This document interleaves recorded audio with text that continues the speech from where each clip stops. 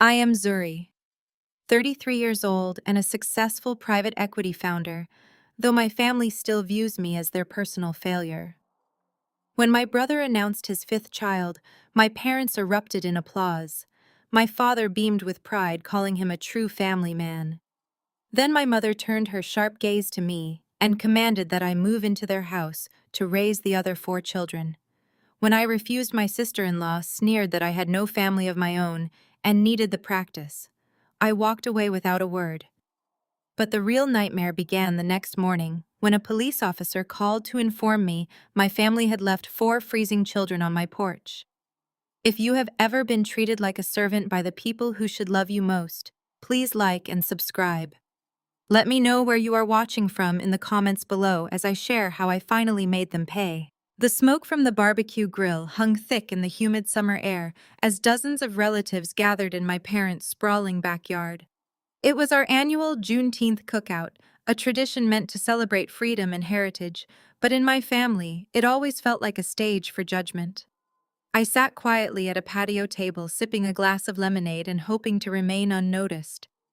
That was a foolish hope. My brother Marcus stood near the center of the yard, clinking his glass with a fork to demand attention. Beside him stood his wife Lauren, adjusting her designer maternity dress with a practiced smile. Marcus cleared his throat and proudly announced that they were expecting baby number 5. The yard erupted in cheers.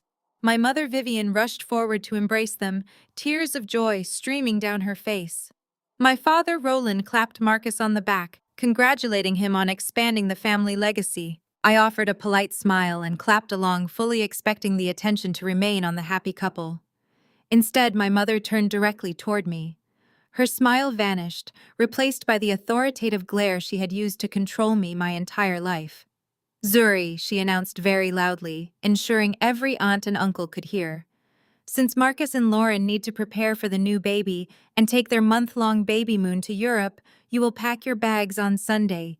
You are moving into their house to handle the other 4 kids while they are gone. It will be good for you." The sheer audacity of the demand left me momentarily speechless. The background chatter died down as relatives turned their eyes to me, expecting my usual quiet compliance. I set my glass down on the table carefully. "Absolutely not," I replied, my voice calm but loud enough to carry across the patio. "I have a demanding career and I am not putting my life on hold to be an unpaid nanny for a month." Lauren let out a sharp, condescending laugh. She stepped away from Marcus and looked me up and down with obvious disdain. "Oh, please, Zuri," she scoffed, her voice dripping with artificial sweetness. "What life are you talking about? You are 33 years old and completely alone. You have no husband and no children. You just sit in that empty apartment obsessing over your selfish little spreadsheets. You should be grateful we are giving you a chance to experience what a real family feels like. Think of it as training for a life you clearly do not have the social skills to build yourself." I stood up, pushing my chair back. The anger that I had buried for years began to rise to the surface. "My small and selfish life is the only reason your husband is not currently sitting in a jail cell for tax evasion, Lauren," I said, stating the facts without raising my voice. "I have been paying Marcus out of debt since we were in college. I personally paid for the caterer at your wedding when his credit cards declined. I even paid the mortgage on that beautiful house of yours last December when the bank threatened foreclosure. Do not ever mistake my silence for weakness, and do not ever speak to me about family values." Marcus flushed a deep, angry red, while Lauren gasped, placing a hand over her chest in mock horror. My father stepped between us, his face twisted in fury. "How dare you speak to your brother and sister-in-law that way?" he shouted, pointing a thick finger at my face. "You are a bitter, jealous woman who has absolutely no respect for this family or our legacy. You care about nothing but yourself and your meaningless bank accounts. If you will not help your own flesh and blood, then you do not belong at this celebration. You are entirely right about one thing," I told my father, looking him straight in the eye. "I do not belong here." I grabbed my purse and walked away from the cookout, ignoring the angry and judgmental whispers of my deeply ungrateful relatives. I drove straight back to my luxury penthouse, a property my family knew absolutely nothing about.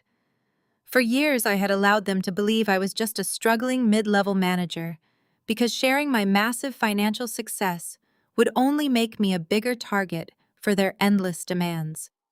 I went to sleep that night, feeling a profound sense of relief, believing I had finally drawn a hard boundary. I was completely wrong. At 6 o'clock the next morning, my phone began ringing loudly on my nightstand. I answered it groggily. "Hello, Mom. This is Officer Daniels with the local precinct," a stern voice said. "Someone has abandoned 4 children on the front porch of your building in the freezing winter rain.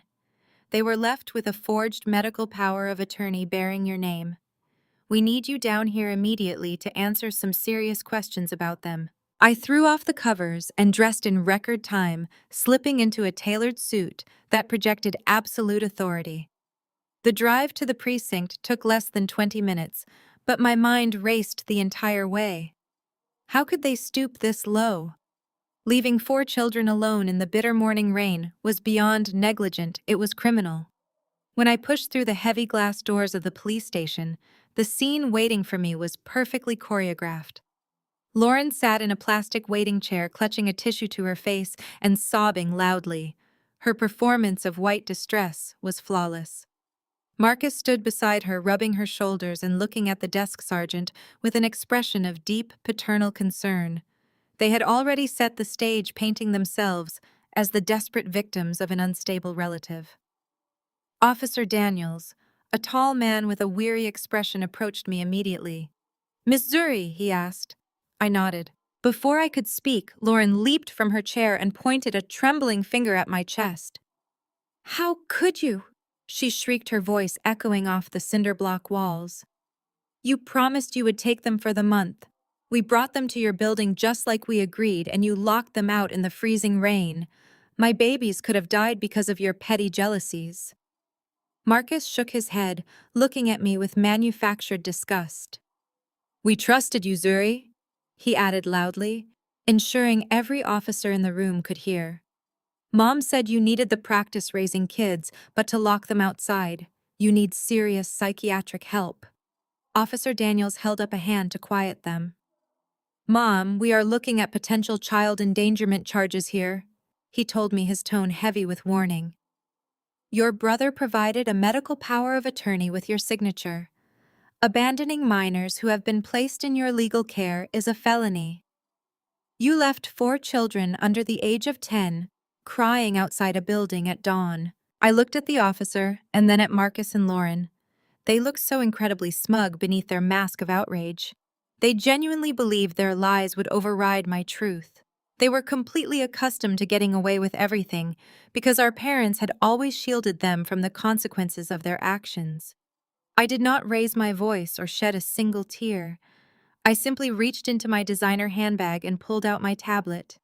"Officer Daniels," I stated calmly, handing him the device. "I never signed a medical power of attorney. That document is a complete forgery. Furthermore, I never agreed to watch those children. If you look at this screen, you will see exactly what happened at 5:45 this morning." I tapped the play button on the security application linked to my home. The video began playing in crystal clear 4K resolution. The screen displayed the private elevator lobby of my residence. Marcus and Lauren leaned in to look at the screen, and I watched their expressions morph from smug satisfaction to absolute shock. They were not looking at the dingy, mid-level apartment they always assumed I lived in. The camera captured the gleaming marble floors, the custom mahogany concierge desk, and the private security gates of a $10 million penthouse suite in the most exclusive high-rise in the city. Their eyes widened as they realized the magnitude of the wealth they were staring at. The high-definition video showed Marcus shoving the 4 sleepy children out of the private elevator, while Lauren hastily dropped a manila envelope on the floor. The audio picked up perfectly. "Stay here and do not move," Lauren hissed at the crying toddlers. "Your crazy aunt will come out eventually. We have a flight to Paris to catch." The video then showed Marcus and Lauren sprinting back into the elevator and frantically pressing the lobby button as the children began sobbing and pounding their small fists against my heavy mahogany front door. Officer Daniels watched the footage twice. The color completely drained from Lauren's face. Her manufactured tears instantly stopped. Marcus took a step backward, bumping into a plastic chair. "That video is altered," Lauren stammered, her voice pitching into a panicked squeal. "She is rich. She probably paid someone to fake that." I turned to her with a cold smile. "My building security team has already handed the master files over to the detective working this shift," I informed her. "You dumped your children in a secured private lobby after bypassing the concierge, and you forged my signature on a legal document to facilitate your European vacation." Officer Daniels handed the tablet back to me and turned toward my brother. "Marcus, you have the right to remain silent." He began pulling a pair of handcuffs from his belt. "Anything you say can and will be used against you in a court of law." Lauren shrieked and tried to push the officer away. "You cannot arrest him," she yelled, grabbing at her husband's arm. "We are good parents. She is the one who hates family." Just as the officer secured the cuffs around my brother's wrists, the precinct doors flew open and slammed against the walls. My mother, Vivian, and my father, Roland, stormed into the room. Vivian took one look at Marcus in handcuffs and let out a blood-curdling scream as if she were witnessing a murder. Roland marched straight past the police officers and stopped inches from my face, his chest heaving with rage. "Drop the charges right now," Roland demanded, his voice a low, dangerous rumble. "You will tell these officers it was a misunderstanding. You will take those kids, and you will let your brother go on his trip. If you do not tell them to unhand my son right this second, I will destroy your career. I will drag your name through every church and business network in this city until you have absolutely nothing left. Drop the charges against my son." The heavy silence in the precinct was broken only by Roland breathing heavily. His face was a mask of aristocratic fury. He expected me to shrink under his booming voice and comply. Instead, I looked right past his glaring eyes. I would not let them see me sweat. I slowly turned back to Officer Daniels, who was still gripping my brother's handcuffs. "The law does not bend to your country club memberships, Roland," I said, my voice perfectly steady. "My brother committed a felony. I am pressing full charges," Roland scoffed. He took a deliberate step backward and pulled a sleek smartphone from his tailored jacket. He dialed a number and pressed the phone to his ear. Within seconds, his posture relaxed into an arrogant slouch. "Yes, Charles," he said into the receiver, his tone dripping with effortless charm. "I have a minor family misunderstanding down at the 5th Precinct. I need you to make a call." He hung up the phone and shot me a chilling smile. "You really thought you could outsmart me, Zuri?" he whispered. Less than 2 minutes later, the precinct doors swung open again. A senior captain marched directly toward Officer Daniels. The captain leaned in and whispered something urgent into the officer's ear. Daniels' face flushed with frustration. He looked at me with an apologetic grimace before unlocking the handcuffs around my brother's wrists. Marcus rubbed his freed hands together. A sickeningly triumphant grin spread across his face. Lauren threw her arms around his neck, glaring at me over his shoulder. "You cannot touch us," she hissed. The captain cleared his throat. "Pending further review, this arrest is temporarily suspended," he announced. "The Wilsons are free to leave." Vivian stepped forward, her designer heels clicking sharply against the linoleum. She smoothed her pristine skirt and looked at me with profound disgust. "You have humiliated this family for the absolute last time, Zuri," she declared. "You will take those children back to your apartment right now. If you refuse, I am officially writing you out of Big Mama's trust." Big Mama's trust was the sacred entire family inheritance. It was a massive portfolio of generational wealth. For decades, my parents used that trust as a leash to control every decision my siblings and I made. They assumed the threat of losing millions would instantly force me into absolute submission. I stared at Vivian for a long moment. Then a low chuckle escaped my lips. It quickly evolved into genuine, full-throated laughter. The sound bounced off the walls, confusing everyone. Roland narrowed his eyes. Vivian stepped back, her confidence faltering. You think losing your legacy is a joke? Vivian snapped, her face flushing red.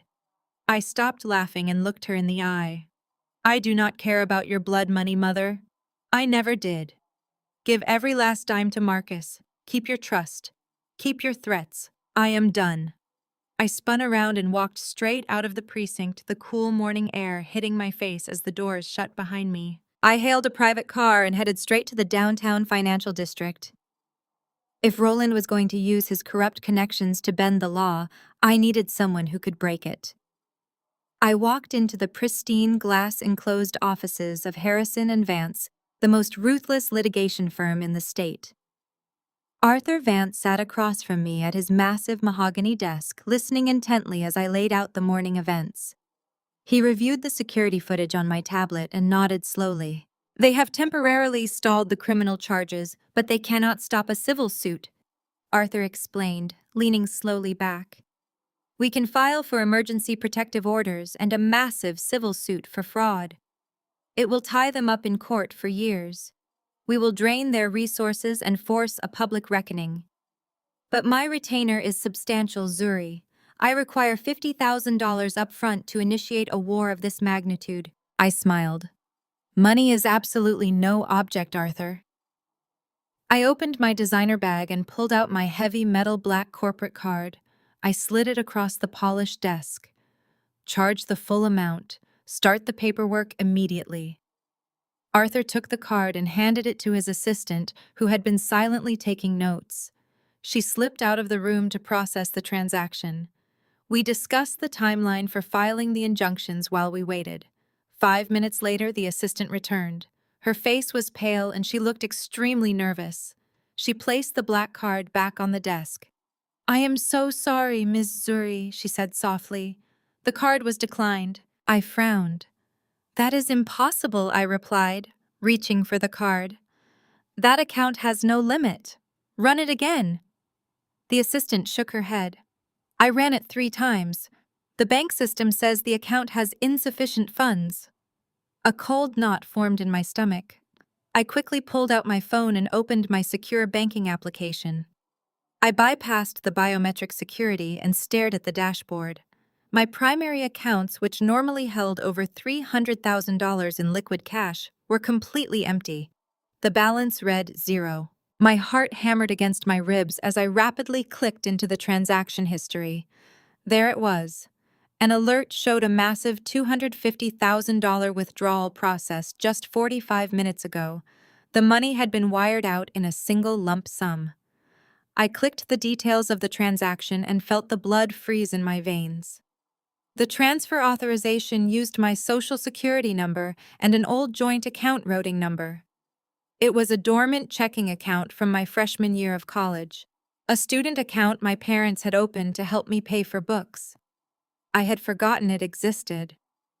My parents had weaponized a 15-year-old legal loophole to bypass my current security protocols. They used their legacy administrative access to drain every single penny of my personal savings to pay off Marcus's secret debts. The alert flashing on my screen confirmed the theft of $250,000. My parents had weaponized a dormant college checking account linked to my Social Security number to funnel my personal savings directly to Marcus. I did not scream or hurl my phone across the room. I simply turned on my heel and walked the 3 blocks to the flagship branch of my bank. The branch manager, Mr. Sterling, greeted me with a nervous smile, clearly aware of the massive withdrawal that had just flagged my profile. He ushered me into his glass-walled office, offering platitudes about banking errors and family misunderstandings. I held up my hand to stop his practiced speech. There is no misunderstanding, Mr. Sterling, I said sharply. Roland and Vivian explicitly committed identity theft and federal wire fraud. I want you to initiate a formal fraud investigation immediately and notify the federal authorities. He blanched, visibly sweating and stammering about how criminal charges would permanently destroy my parents' lives and ruin their impeccable social standing within our community. He practically begged me to reconsider for the sake of preserving family unity. I leaned forward, resting my hands flat on his polished mahogany desk, refusing to yield an inch. My parents made their conscious choice when they maliciously decided to steal $250,000 to fund my brother's catastrophic failures. Process the fraud claim, or I will have my legal team hold this bank liable for authorizing an unverified six-figure transfer. He frantically began typing into his terminal. With that handled, I stepped out of the bank and pulled up the encrypted communication app on my phone. I dialed my trusted private wealth manager located overseas in Geneva, Switzerland. For 10 highly successful years, I had intentionally kept my massive primary assets completely severed from the domestic banking system my greedy family could potentially track down. It was time to unlock the arsenal. I instructed him to unfreeze my offshore holding companies and transfer $5 million in liquid capital to my secondary stateside accounts. He confirmed the transfer would be complete within the hour. By the time I arrived at my private equity firm, I was fully prepared for war. My highly successful firm occupied the entire top 2 floors of a sleek downtown high-rise, an absolute fortress of gleaming glass and solid steel that my family had never bothered to visit. I walked past my executive assistant who was frantically trying to intercept 2 people storming through the reception area. Lauren marched toward my office doors with her father Richard close behind her. Richard was a man who wore his wealth like a weapon, accustomed to bullying everyone in his path. He owned a regional real estate development company and had always treated my family with barely concealed contempt. Now he was storming into my territory, looking ready to execute an eviction. My assistant stepped in front of my office door, but I waved her off and stepped inside, allowing the intruders to follow me. Lauren slammed her designer handbag onto my conference table, her face contorted with rage. "You psychotic, vindictive witch!" she screamed. "Marcus is sitting in a holding cell and your parents are begging the police for mercy. You will call the precinct right now and tell them you made a mistake." Richard stepped in front of his daughter, attempting to project an aura of absolute dominance. He smoothed the lapels of his expensive tailored suit and looked down his nose at me. "Listen to me very carefully, Zuri," he commanded, his voice echoing off the glass walls of my office. "You are going to drop these ridiculous abandonment charges against my son-in-law immediately. You are also going to cancel whatever petty financial dispute you just filed against your parents. You are a mid-level corporate drone who has no idea how the real world operates. If you do not fix this mess right now, I will personally see to it that you are blacklisted in this city. I play golf with the executives at every major firm in this state. I will make one phone call and ensure you never work in finance again. You will lose your job, your apartment, and everything you have scraped together. Do you understand me?" I walked slowly around my desk, ignoring his childish threats. The sheer arrogance of this man marching into the headquarters of a private equity firm he clearly had not researched was almost amusing. I tapped a digital file on my tablet and slowly turned the bright screen around to face him directly. "You speak with remarkable confidence for a man standing on the edge of a financial cliff," Richard said, keeping my tone conversational and light. He scoffed, crossing his arms over his chest. "I own half the commercial real estate in this district," he boasted. "You are nothing but a diversity hire throwing a tantrum. I am going to ruin you. I am the founder and majority shareholder of this private equity firm. Richard," I stated, watching the color slowly drain from his arrogant face. "And according to this confidential financial dossier, your elite real estate empire has defaulted on 3 major commercial loans in the past 30 days. You are exactly 2 weeks away from catastrophic bankruptcy." Lauren looked back and forth between us, her confusion mounting as her father's aggressive posture completely collapsed. He reached out with a trembling hand to steady himself against the back of a leather chair. I swiped to the next page of the document, displaying a familiar corporate logo. "Your desperation is quite obvious, Richard." I continued, locking my eyes onto his terrified gaze. "You recently submitted a massive restructuring application, hoping a private equity buyout would save your legacy from complete ruin.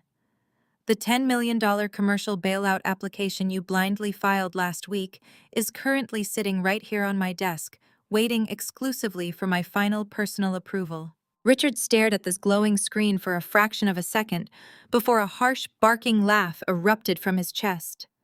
The sound bounced against the floor to ceiling windows, but lacked any real warmth or conviction. He adjusted his silk tie and puffed out his chest, attempting to regain the physical dominance he had lost just moments before. "You expect me to believe this nonsense," he sneered, leaning over my desk. "You are nothing but an arrogant diversity hire who got lucky.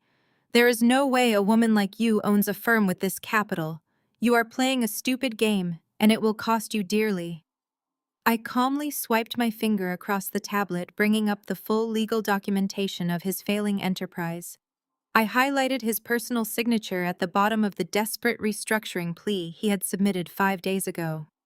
The application clearly outlined his catastrophic debt ratios, his unpaid contractors, and the imminent foreclosure of his flagship properties. I read the exact figures aloud, letting the devastating numbers echo loudly through the office. His face turned a dangerous shade of purple as the reality of his financial ruin was laid bare in front of his daughter. "You built your life on inherited wealth, Richard," I said, keeping my voice level. "You spent years looking down on my family, while you secretly squandered every dime your father left you. You thought you could march into my territory to protect your entitled daughter, but you completely failed to realize who holds the keys to your survival."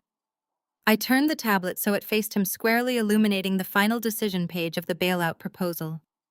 2 large buttons dominated the screen, one green for approval and one red for rejection.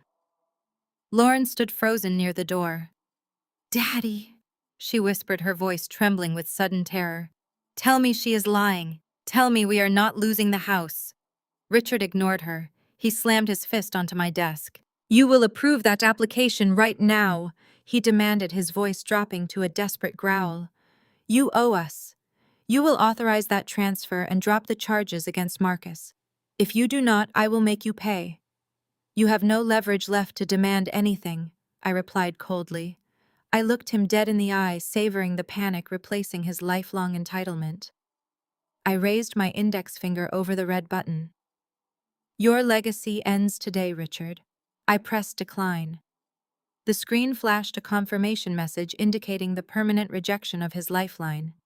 The notification automatically triggered an alert to his creditors, signaling that bankruptcy proceedings would commence immediately.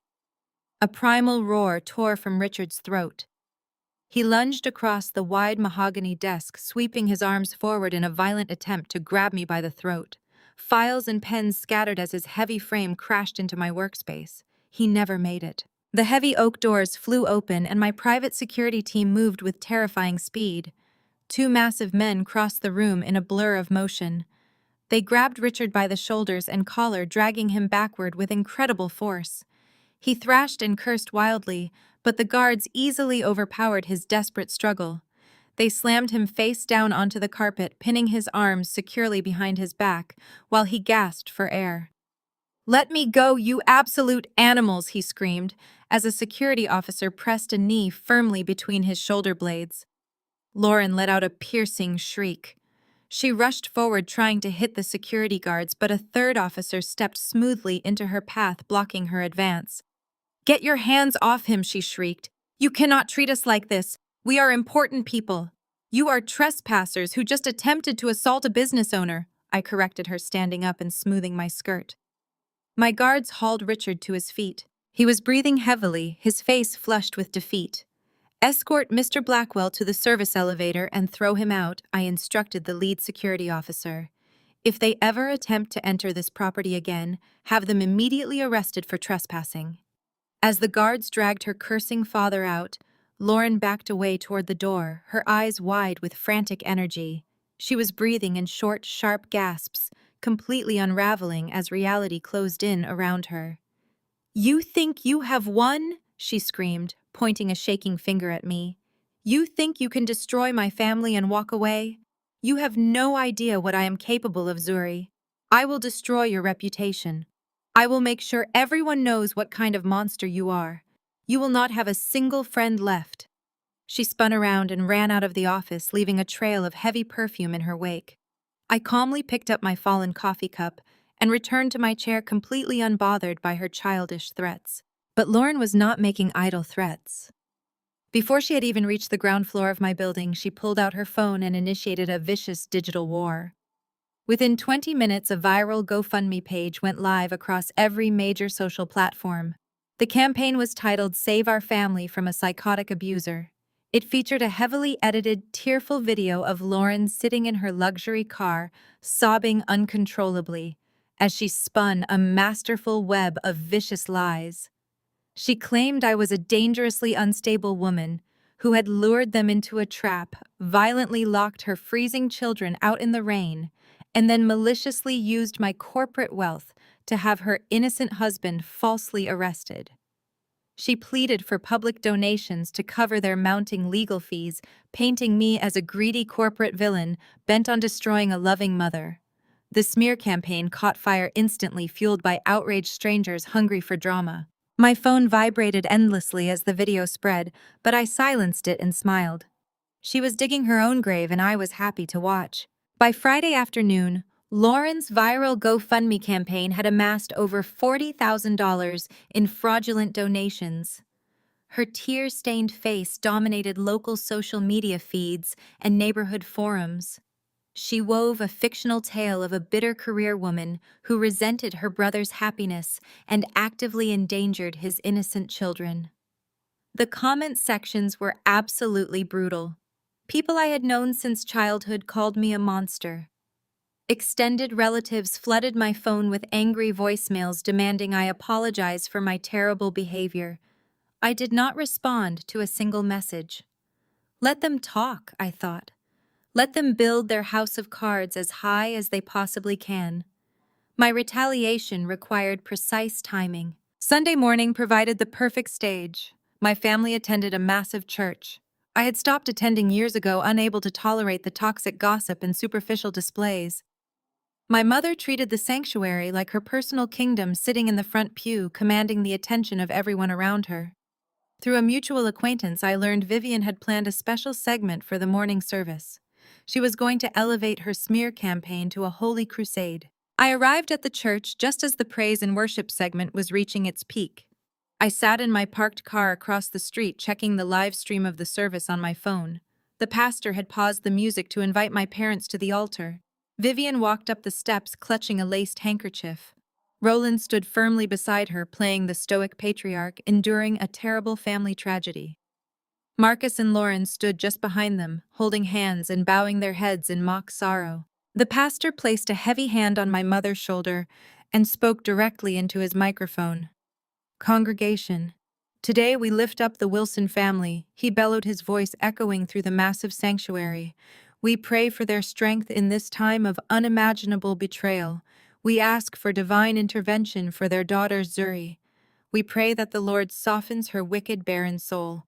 We pray she finds the light and repents for the malicious harm she has inflicted upon these devoted parents and their precious babies." A chorus of amens rippled through the packed pews. Vivian let out a loud, dramatic sob, burying her tearful face in her hands. It was the ultimate public execution. She was using the pulpit to permanently brand me as an unstable villain in front of the entire community. I turned off the live stream and stepped out of my car. I wore a tailored crimson suit that projected absolute authority, and I did not rush. I walked up the stone steps with deliberate, measured strides. The heavy oak doors swung open as I pushed them. The sanctuary was packed with 1,000 people. The choir had started a slow, mournful hymn to accompany my mother's theatrical tears. I stepped over the threshold and walked straight down the center aisle. The carpet silenced my footsteps, but my presence commanded the room instantly. The ushers froze. The people in the back pews noticed me first, nudging their neighbors and whispering. The ripple of shock traveled forward like a physical wave. One by one, the members of the choir spotted me marching toward the altar. Their voices faltered. The sopranos stopped singing first, followed quickly by the tenors. Within 30 seconds, the soaring hymn died out completely, leaving a thick, suffocating silence in the massive room. Vivian lowered her handkerchief. Her fake sorrow vanished instantly, replaced by sheer panic. Roland stiffened, taking a protective step in front of Marcus. Lauren dropped Marcus' hand and physically took a step backward, her eyes darting toward the side exits. The pastor stood frozen at the pulpit, holding the microphone mid-air, completely unsure of how to handle the sudden intrusion. I did not stop until I reached the base of the altar. I climbed the 3 carpeted steps, placing myself directly on their level. The congregation watched in absolute silence. I walked straight up to the pastor and held out my hand. He looked at my parents, then looked at me, and slowly handed over the microphone. I turned to face the sea of familiar faces. The people who had judged me, condemned me, and donated to Lauren's fraudulent campaign were now staring at me with rapt attention. Thank you all for your heartfelt prayers. I began, my voice echoing clearly through the sound system. It warms my heart to see a community rally behind a family in distress. However, since my mother decided to make our private family matters a subject of public prayer, I believe it is only fair that you pray with all the facts. I turned slightly, gesturing toward my brother and his wife. Marcus and Lauren took a collective breath. Vivian stepped forward, reaching out to grab the microphone from my hand, but I smoothly stepped out of her reach. My brother and sister-in-law did not leave their children on my freezing porch. Because I backed out of a babysitting agreement, I announced loudly, I never agreed to watch those children. They dumped those babies in the rain and attempted to flee the country because they are desperate. They are currently under active federal investigation by Child Protective Services for severe neglect and substance abuse. They received a tip that their home was going to be raided and needed a convenient scapegoat to hide their children from the state. The congregation erupted into a collective gasp. Whispers exploded across the pews. Marcus lunged forward, his face twisted in rage, but Roland held him back. Lauren covered her face entirely. I kept my voice perfectly level, letting the brutal truth settle over the room. I reached into my pocket and pulled out folded court documents. If anyone would like to pray for them, I suggest you start now, I said, tossing the papers onto the altar. Because the agents who issued these emergency removal orders are not known for their mercy. Marcus erupted from the second pew, like a coiled spring snapping loose. His face flushed a dangerous crimson as he pointed a shaking finger at my face. She is a liar, he roared, his voice cracking under the strain of his panic. She is a vindictive, jealous liar who paid someone to fake those documents. Do not listen to a single word she says. He scrambled over the velvet-cushioned barrier, knocking a hymnal out of an elderly woman's hands. He was desperate to reach the altar, to physically silence the truth I had just dropped at his feet. Roland lunged forward, wrapping his thick arms around my brother's waist and hauling him back. Marcus thrashed wildly, screaming obscenities that bounced off the stained glass windows of the sanctuary. The entire congregation gasped in unison. People in the back rows stood up, craning their necks to witness the implosion of the mighty Wilson family. Vivian, however, did not freeze. The sight of her precious golden boy melting down in front of her most important social circle completely shattered whatever fragile grip she had left on her sanity. She let out a feral shriek and charged up the altar steps. Her sensible church heels dug into the carpet as she threw her entire body weight toward me. She reached out with clawed, manicured hands, aiming directly for my face. I sidestepped her clumsy assault with practiced ease, letting her momentum carry her past me. She stumbled and crashed heavily into the wooden podium, knocking the heavy brass microphone stand to the floor with a deafening screech of audio feedback. "You ungrateful, wretched girl!" Vivian screamed, scrambling to her feet and gripping the edge of the pulpit to steady herself. "I gave you life. I gave you everything. You come into the house of the Lord to spew venom and destroy your own flesh and blood." She lunged again this time, grabbing handfuls of my tailored suit jacket. Her nails dug sharply through the fabric, scratching my skin. I did not flinch. I did not raise my hands to strike her back. I simply stood my ground like a stone pillar, anchoring myself against her frantic, desperate pulling. The pastor stepped forward, waving his arms and shouting for the ushers to intervene, but the men in the aisles were completely paralyzed by the unprecedented spectacle. "Let go of me, Vivian," I commanded, keeping my tone dangerously low and perfectly even. You are making a fool of yourself in front of the exact people you spent your entire life trying to impress. She spat a vile curse and yanked harder, attempting to drag me down to the carpet. The physical standoff lasted only seconds, but it felt like an eternity. A mother violently wrestling her daughter on the holiest altar in the city, while 1,000 parishioners watched in stunned, horrified silence. I grabbed her wrists and firmly peeled her hands off my jacket, shoving her backward just enough to create space. "Your reign of terror is over," I announced, projecting my voice so the front rows could hear every syllable. I looked past my panting mother, past my screaming brother, and past the bewildered pastor. I locked my eyes on the heavy oak doors at the back of the sanctuary and gave a single sharp nod. The heavy doors swung open with a loud, forceful thud that echoed like a gunshot. Two federal agents wearing dark windbreakers with the letters CPS printed in bold yellow across the back stepped into the center aisle. They were flanked by 4 uniformed police officers, their hands resting securely on their utility belts. The sudden arrival of armed law enforcement extinguished whatever noise remained in the church. The absolute silence was deafening. The lead agent, a tall woman with a severe expression, held a thick manila folder in her hand. She marched down the aisle with military precision, her eyes scanning the pews until she locked onto Marcus and Lauren. "Marcus Wilson and Lauren Blackwell," the agent announced, her voice slicing through the heavy air. "We have a federal court order for the immediate emergency removal of your 4 minor children. You are under active investigation for severe endangerment and child neglect. Do not attempt to run or interfere with this legal process." Lauren let out a blood-curdling scream and collapsed onto the floor of the pew, clutching her stomach. Marcus completely gave up fighting Roland and slumped backward into the wooden bench, his eyes wide with absolute terror. The police officers moved swiftly, fanning out to secure the perimeter of the aisle, while the 2 CPS agents marched directly toward the children's Sunday school wing, located adjacent to the main sanctuary. Vivian fell to her knees on the altar, sobbing uncontrollably and begging the pastor to do something to stop the authorities. I walked down the altar steps and approached the lead agent just as she reached the side door.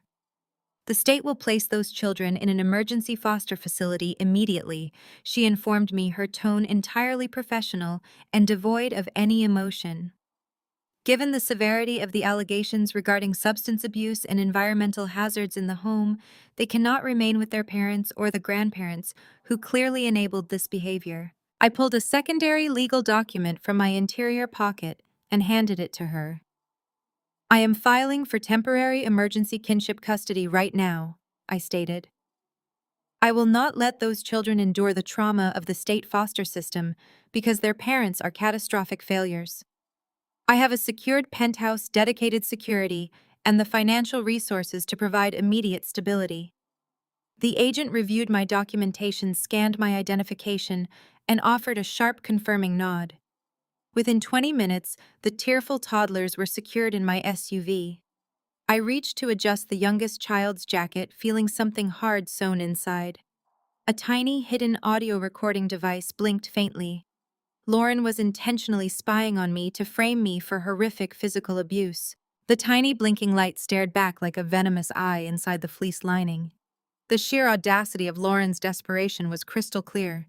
She had planted a live transmitter on her own son, hoping the trauma of a federal raid would make the children hysterical. She wanted them to scream and cry.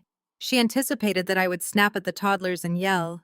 She needed that explosive recording to play for a judge to prove I was an abusive monster unfit to foster her babies. It was a disgusting trap. I slowly zipped the jacket back up, leaving the transmitter intact and unobstructed. 2 could play this game, and I held all the winning cards. I slid into the driver's seat of my SUV and turned back to face the 4 terrified faces strapped securely into their seats. The oldest fought back tears, while the youngest sniffled, clutching a stuffed bear. I softened my features, dropping the hardened armor I wore inside the sanctuary. "Oh, my sweet angels," I cooed, projecting my voice so the microphone would catch every ounce of my manufactured maternal warmth. "I know today was very scary. I am so sorry you had to go through that. Auntie Zuri loves you so much and you are completely safe now. We are going to my penthouse to eat all the ice cream you want." The children blinked, their tears slowing. I started the engine and merged onto the highway, keeping the cabin quiet. I maintained a stream of gentle reassurances, speaking in the most nurturing tone imaginable. I knew Lauren was sitting in some panicked vehicle with Marcus gripping her phone and listening to a live feed of my flawless childcare. Once the kids were relaxed and eating snacks my assistant prepped, I decided to spring the trap. "You know Auntie Zuri needs to make sure your old house is completely safe before we go back," I said, keeping my eyes on the rearview mirror. "Mommy and Daddy sometimes kept very dangerous things in the house, did they not?" The oldest boy looked down at his shoes. I kept my voice light, as if we were discussing hidden candy. "I heard Mommy and Daddy have a secret stash of special sugar," I prompted gently.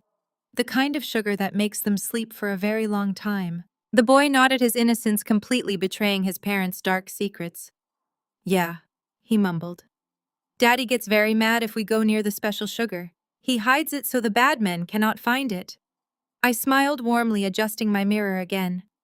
"And where exactly does Daddy hide the special sugar, sweetheart? I need to know so I can protect you." The boy did not hesitate. He pointed toward the floor. "In their bedroom," he answered clearly. "Under the fuzzy rug near the big window. There is a loose piece of wood in the floor. Daddy pulls it up and puts the plastic bags inside." I let out an exaggerated gasp of maternal concern. "Oh my goodness," I said, ensuring my voice resonated with perfect clarity into the hidden microphone. "Thank you so much for telling me the truth, baby. You are so brave.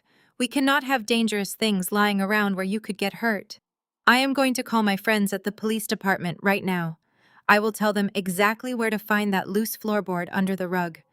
They are going to go to your house today to pick up your blankets, and they will secure that special sugar so it never hurts anyone again." I reached for the console, pretending to initiate a call. I knew Lauren and Marcus were listening in absolute, unadulterated panic. The special sugar was undeniably their illegal narcotics stash. A federal CPS raid was bad enough, but a targeted police search uncovering a massive hidden drug supply would guarantee immediate prison sentences. They were likely sitting in a parking lot realizing their own surveillance device had just handed me the exact location of their felonies. I pulled my SUV into the secure underground parking garage of my building. My private security team was waiting by the elevators alongside the specialized trauma nanny I retained the moment I suspected I would take custody. I unbuckled the children and handed them over to the professionals, ensuring they were comfortable and entirely distracted. I gave the youngest boy a sweet kiss on the forehead, leaving his jacket intact. I stepped back into my vehicle and locked the doors. The smile vanished from my face instantly. I ripped the car into reverse and sped out of the garage. The CPS order legally prohibited Marcus and Lauren from returning to their property or tampering with the environment while the state conducted their initial investigation. But desperate addicts facing decades in federal prison do not follow court orders. They were going to make a mad dash for that house to rip up the floorboards and destroy the evidence before the police could arrive. I navigated downtown traffic with brutal efficiency, weaving through lanes and pushing my engine to its absolute limit. I knew the layout of their suburban neighborhood better than the police did. I arrived at their property in record time, pulling my vehicle onto the grass behind a thick row of hedges to remain out of sight. The house was dead quiet. I walked up the driveway and climbed the steps to their porch. I leaned against the front door and waited. Less than 10 minutes later, a battered sedan careened around the corner and screeched into the driveway. Marcus and Lauren threw their car doors open before the vehicle even came to a complete stop. They sprinted up the concrete walkway, their faces pale and slick with sweat. They rounded the corner of the stairs and froze. I stood directly in front of their front door, blocking the entrance. I held a heavy steel sledgehammer, resting the handle casually across my shoulder. Marcus stopped dead in his tracks, his eyes darting from the heavy steel head of the sledgehammer to my face. Lauren let out a strangled gasp and grabbed his arm, attempting to pull him backward down the stairs.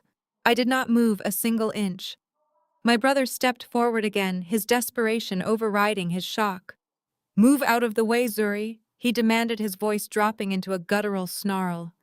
You have no idea what you are doing right now. You are going to ruin my entire life over a stupid grudge. You need to step aside this instant, or I swear I will make you deeply regret it. I tightened my grip on the wooden handle, feeling the solid weight of the tool. You ruined your own life, Marcus, I replied, my voice slicing cleanly through the humid evening air. I am simply making sure you cannot drag those innocent children down with you. He lunged forward, his face twisted in absolute furious rage. I swung the sledgehammer upward in a swift, brutal arc. I did not aim for him. The heavy steel head smashed directly into the glass and brass porch light mounted above the door. The fixture exploded into 1,000 glittering shards, raining sharp glass down onto the wooden planks. The bulb popped loudly, plunging the entire porch into pitch-black darkness. Lauren shrieked and covered her head, shielding herself from the falling debris. Marcus stumbled backward, blindly swatting at the glass. Before he could regain his footing, the sharp wailing cry of police sirens pierced the quiet suburban neighborhood.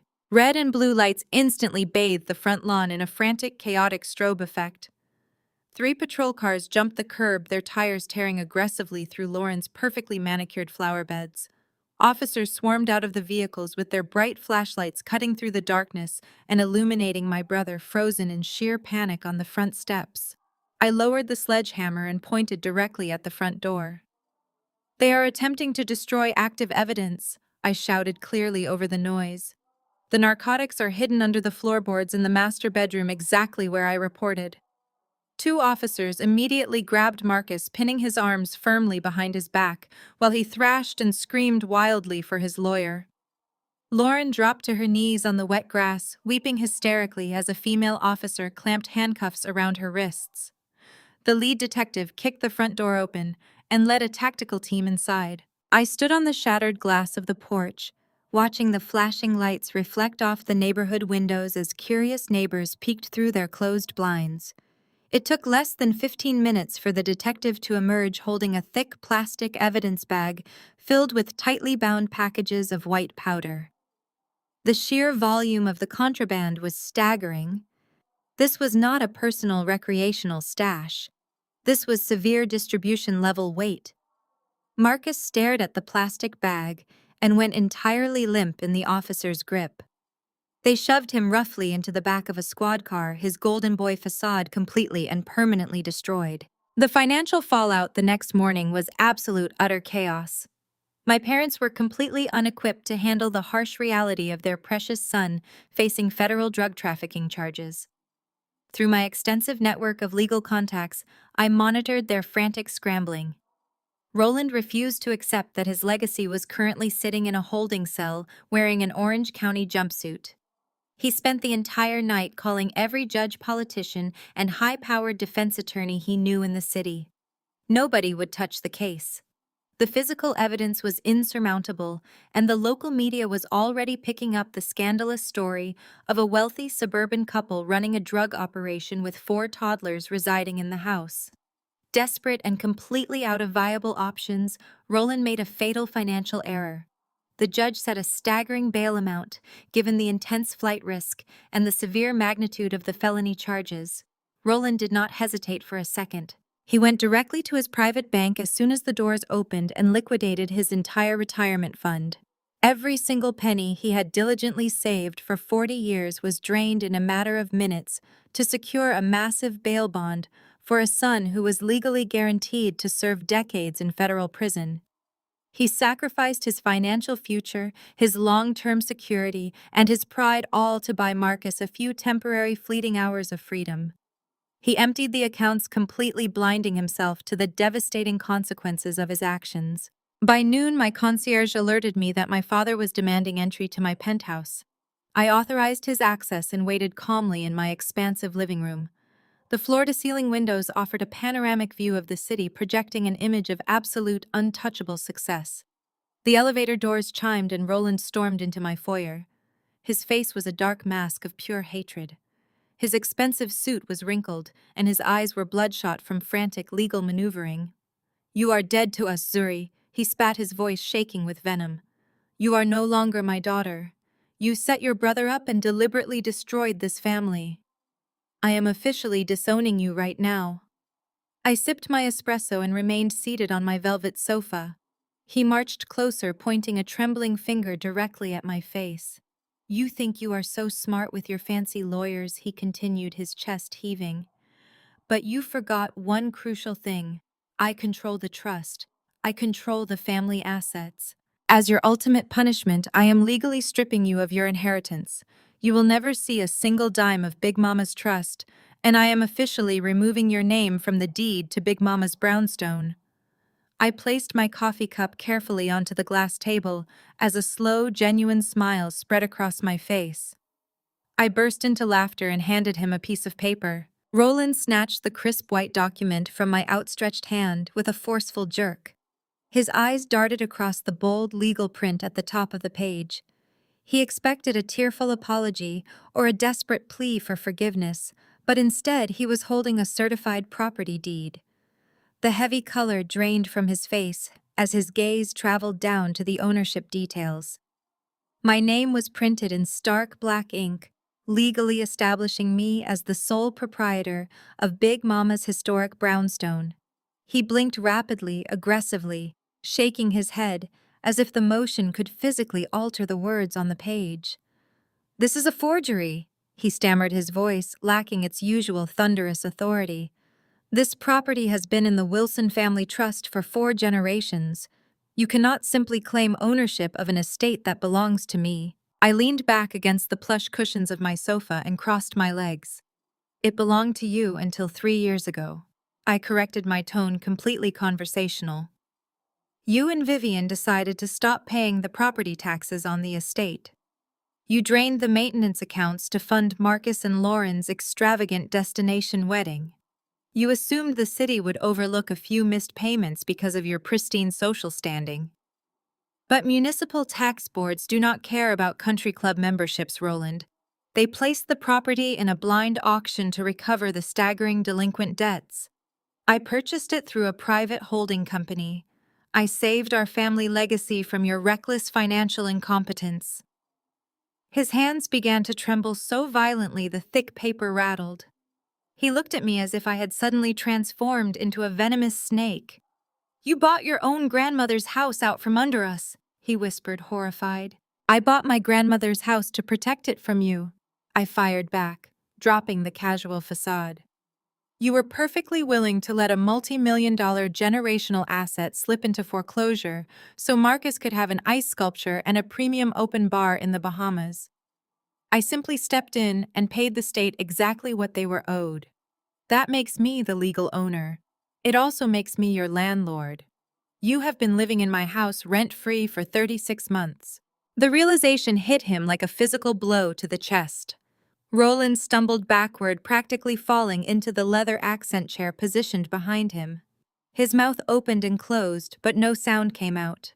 The man who had entered my penthouse demanding my absolute submission was now gasping for air in my living room. For decades, he had used that brownstone as his ultimate weapon. He threatened to banish me from its halls every time I dared to question his authority or challenge his blatant favoritism. He held that roof over my head like a guillotine. Now the rope was entirely in my hands. I reached onto the glass table and picked up a second document. I stood up, smoothing my tailored trousers, and walked over to his chair. I dropped the new piece of paper directly onto his lap. "That is a formal 30-day eviction notice," I stated, my voice echoing coldly in the massive room. "You and Vivian have exactly 1 month to vacate my property. I suggest you start packing your designer suits immediately, because my private security team will be changing the locks at midnight on the 30th day." Roland stared at the eviction notice as if it were coated in acid.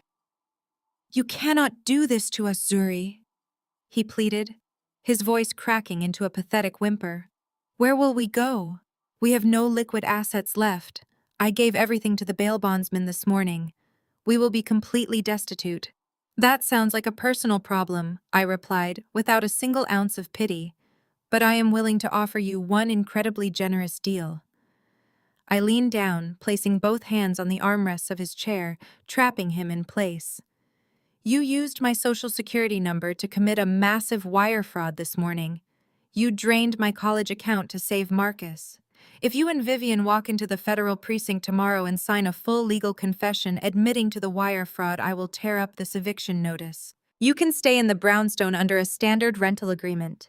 If you refuse, I will hand the bank records over to my attorneys, and you will be facing federal prison time while sleeping on a park bench. Roland looked at me with utterly defeated eyes. He finally understood that he possessed absolutely zero leverage. He slowly gathered the two documents and stood up, his posture stooped and broken. He did not say another word as he shuffled toward the elevator, leaving my penthouse a ruined man. When Roland returned to the brownstone and delivered the devastating news, Vivian categorically refused to accept reality. The mere thought of losing her prestigious address sent her into a spiraling panic. Vivian was driven entirely by class anxiety. Being evicted by her own disgraced daughter would instantly turn her into the laughingstock of her elite social circles. She would rather die than pack her bags and face public humiliation. She paced the hardwood floors of the parlor, her mind racing through increasingly desperate scenarios. Confessing to a federal wire fraud was completely out of the question. Relinquishing the family house was entirely impossible. Vivian needed a brilliant illicit strategy to reclaim her stolen throne. She locked the heavy parlor doors and pulled out her phone. She dialed a number she swore never to call again. It was Richard Blackwell, the disgraced father of her daughter-in-law, Lauren. Richard had an extensive criminal background in real estate fraud before his own empire collapsed. Vivian pressed the phone tightly to her ear. She demanded that Richard utilize his underground contacts to forge a flawless deed transfer.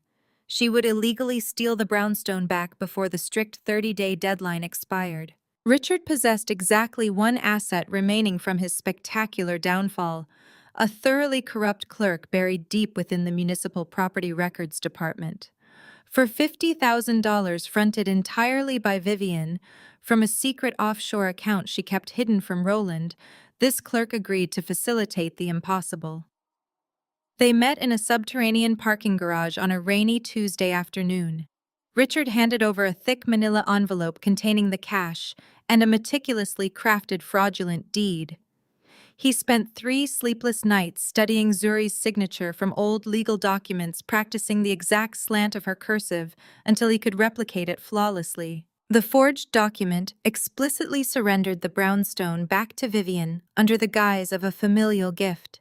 The clerk counted the cash with greedy, trembling hands and promised the transfer would be expedited through the system, bypassing standard verification protocols. Richard drove away, feeling an intoxicating rush of reclaimed power. He had secured his financial salvation by tying himself permanently to Vivian's desperate scheme. Inside the municipal building, the clerk immediately went to work. He bypassed the standard digital queues and manually entered the fraudulent deed into the city registry. He overrode all the security authentication requirements using administrative privileges. The system briefly flagged the transaction due to the immense value of the property, but the clerk swiftly cleared the alert. He stamped the physical copy with the official city seal and digitized the record. Within 20 minutes, the massive estate was legally registered under Vivian's name. It was a terrifyingly efficient display of bureaucratic corruption. Vivian received a text message from Richard containing a single thumbs-up emoji. She immediately poured herself a generous glass of expensive champagne in the brownstone parlor, celebrating her brilliant victory. She assumed she had outsmarted her own daughter and erased the humiliation entirely. She believed her social standing was permanently secure. She was entirely oblivious to the reality of modern corporate infrastructure. As the founder and CEO of a major private equity firm, I did not rely on standard municipal alerts to monitor my assets. My wealth was guarded by a bespoke cybersecurity system designed to protect billions of dollars in international investments. Every single property bank account and holding company under my name was tethered to an elite fraud detection network. I was sitting at my custom marble desk, reviewing a quarterly portfolio report when my primary laptop screen flashed crimson red. A high-pitched digital chime sliced through the quiet ambiance of my corner office. I set down my pen and leaned forward, opening the secure notification. The dashboard displayed a real-time alert from the Municipal Property Registry. It showed an active, expedited transfer of the brownstone deed, shifting ownership from my holding company directly to Vivian. My mother was officially crossing the line of no return. I watched the progress bar filling across my screen in utter fascination. The sheer audacity of their crime was breathtaking. They were not merely bending a rule or hiding a minor financial asset. They were brazenly stealing a flagship property in broad daylight using municipal channels. I clicked on the attached digital file and examined the forged signature. Richard had done an impressive job replicating my handwriting, but my security software instantly identified 17 microscopic inconsistencies in the pen pressure and stroke velocity. The system recognized the fraud before the clerk even hit the final submit button. I did not panic. I did not reach for my phone to scream at my mother. I simply sat back in my ergonomic leather chair and steepled my fingers watching the criminals dig their own graves. They executed their crime with remarkable efficiency. Every digital footprint was being captured and permanently archived by my servers. They were wrapping the noose around their own necks. My office phone erupted with a frantic ring. It was Arthur, my lead corporate attorney. He managed the legal defense for my entire equity firm and possessed a notoriously low tolerance for risk. I answered the call and put him on speakerphone. "Zuri, tell me you are seeing this dashboard alert," he demanded, his voice tight with professional panic. "Someone is actively pushing a fraudulent deed transfer through the city records office. They are reassigning the brownstone to your mother." Arthur was already typing furiously on his end. I could hear the rapid clatter of his mechanical keyboard. "I am drafting an emergency cease and desist right now," he continued rapidly. "I have the district attorney on the other line. If we flag this immediately, we can freeze the municipal system and block the transfer before it is officially recorded in the state ledger. We have to stop this transaction this exact second before Vivian claims legal residency and barricades herself inside the house." I took a slow sip of sparkling water. I stared at the crimson screen. The progress bar reached 98%. Arthur was practically hyperventilating, waiting for my authorization to shut down the fraudulent process. I thought about the decades of subtle cruelties Vivian had inflicted upon me. I thought about her using my social security number to steal my college fund. I thought about her unyielding, arrogant belief that she could simply swat me away like a pesky insect. "Arthur," I said, keeping my tone conversational and remarkably calm, "cancel the cease and desist. Do not call the district attorney. Hang up the phone and step away. Remove your hands from your keyboard entirely right now." I heard him gasp in pure shock over the office speakerphone. "Zuri, they are stealing a generational asset," he argued desperately. "They are committing an unforgivable crime against your estate. We possess the power to halt this immediately." I leaned closer to the monitor. I smiled, watching the progress bar hit 100% and lock securely into place. A green confirmation checkmark appeared on the screen, signaling the completion of their foolish deception. "Let them file it," I replied. "It elevates it from a family dispute to a federal felony." Arthur went silent on the line, the sheer magnitude of my ruthlessness finally sinking into his risk-averse brain. I calmly disconnected the phone call and closed my laptop, a profound sense of tranquility washing over me. The trap was perfectly set, the steel jaws pulled back and waiting to snap shut. While federal authorities began quietly building an airtight indictment, Vivian and Lauren were celebrating what they genuinely believed was a masterstroke of deception. They actually thought they had outsmarted me. They felt so invincible in their forged victory that they decided to flaunt their stolen wealth in front of the entire city. Lauren was pregnant with her fifth child, a desperate attempt to solidify her status as the perfect suburban matriarch, and Vivian was determined to throw her the most ostentatious baby shower this side of the Hamptons. They foolishly chose the Oakmont Country Club, an aggressively exclusive establishment that prided itself on generational wealth and impenetrable waiting lists. To rent their grand ballroom required a staggering non-refundable deposit, which Vivian happily paid, using the absolute last drops of the $250,000 they had stolen from my accounts. I had my financial analysts tracking the numbers, watching the funds hemorrhage to pay for imported orchids, a towering 5-tier fondant cake, and custom-engraved crystal flutes. They were literally burning federal evidence to buy the approval of Lauren's elite socialites. It was the absolute epitome of class anxiety masking itself as high society. The ballroom was packed with women wearing pastel silk dresses and judgmental smiles sipping mimosas, while Lauren perched on a tufted velvet throne like a reigning monarch. She wore a bespoke maternity gown that screamed of financial desperation, basking in the manufactured adoration of her peers.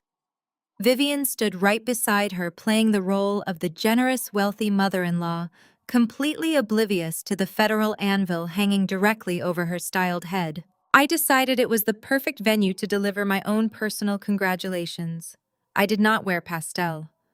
I arrived in a striking crimson-red couture suit that fit like a second skin, paired with sleek stilettos that echoed like sharp gunshots on the polished marble floors of the club lobby. I completely bypassed the greeting podium entirely, my posture radiating an authority that made the club staff instinctively step aside. I pushed open the heavy oak doors to the grand ballroom and stepped inside, letting the doors slam shut behind me with a resounding thud. The effect was instantaneous and absolute. The gentle hum of string music and polite high society chatter died in an immediate suffocating wave of dead silence. It was as if the oxygen had been violently sucked from the room. One by one, perfectly coiffed heads turned in my direction. Champagne flutes paused halfway to glossed lips. The women in the room, many of whom knew exactly who I was from the Forbes lists and financial magazines, stared in a mixture of awe and morbid curiosity. Lauren spotted me from her velvet throne, and the color drained from her face so fast she looked physically ill. Her hands flew protectively to her stomach, and her jaw dropped open, her eyes widening in pure, unadulterated terror. Vivian, standing right beside the lavish gift table, froze like a deer caught in the headlights of a speeding freight train. Her eyes darted wildly, searching the room for an exit that simply did not exist. "What exactly is she doing here?" Lauren hissed, her voice slicing sharply through the dead silence of the ballroom. "She is not on the guest list. She is illegally trespassing." Lauren scrambled awkwardly to her feet, her maternity gown tangling around her ankles in her haste. She pointed a trembling finger at me, looking frantically toward the perimeter of the room.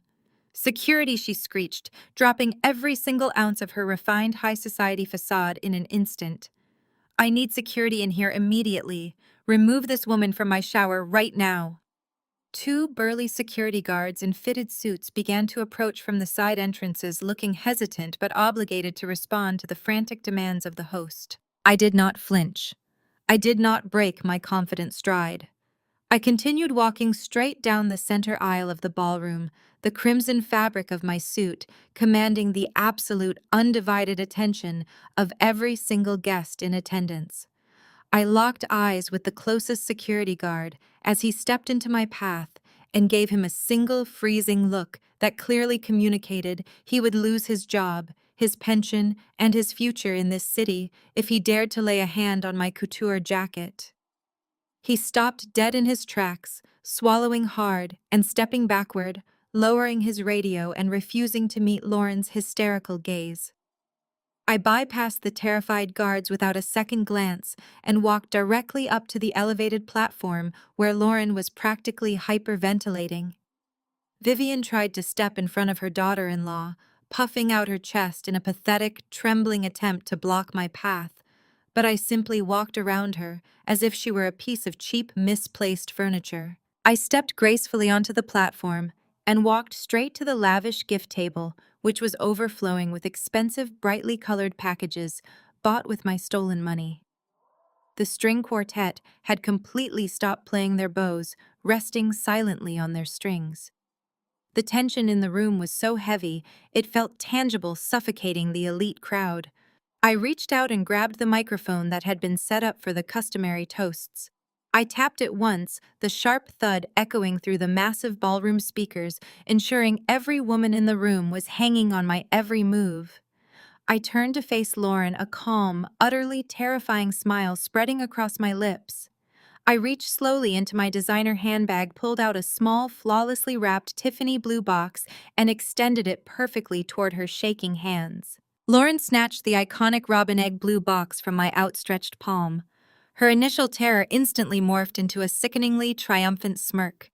She actually believed I was surrendering to her. She foolishly thought the luxurious packaging meant I was begging for forgiveness in front of her high society friends. The wealthy country club elite leaned forward in their gilded chairs, murmuring in hushed, curious voices as she dramatically untied the pristine white satin ribbon.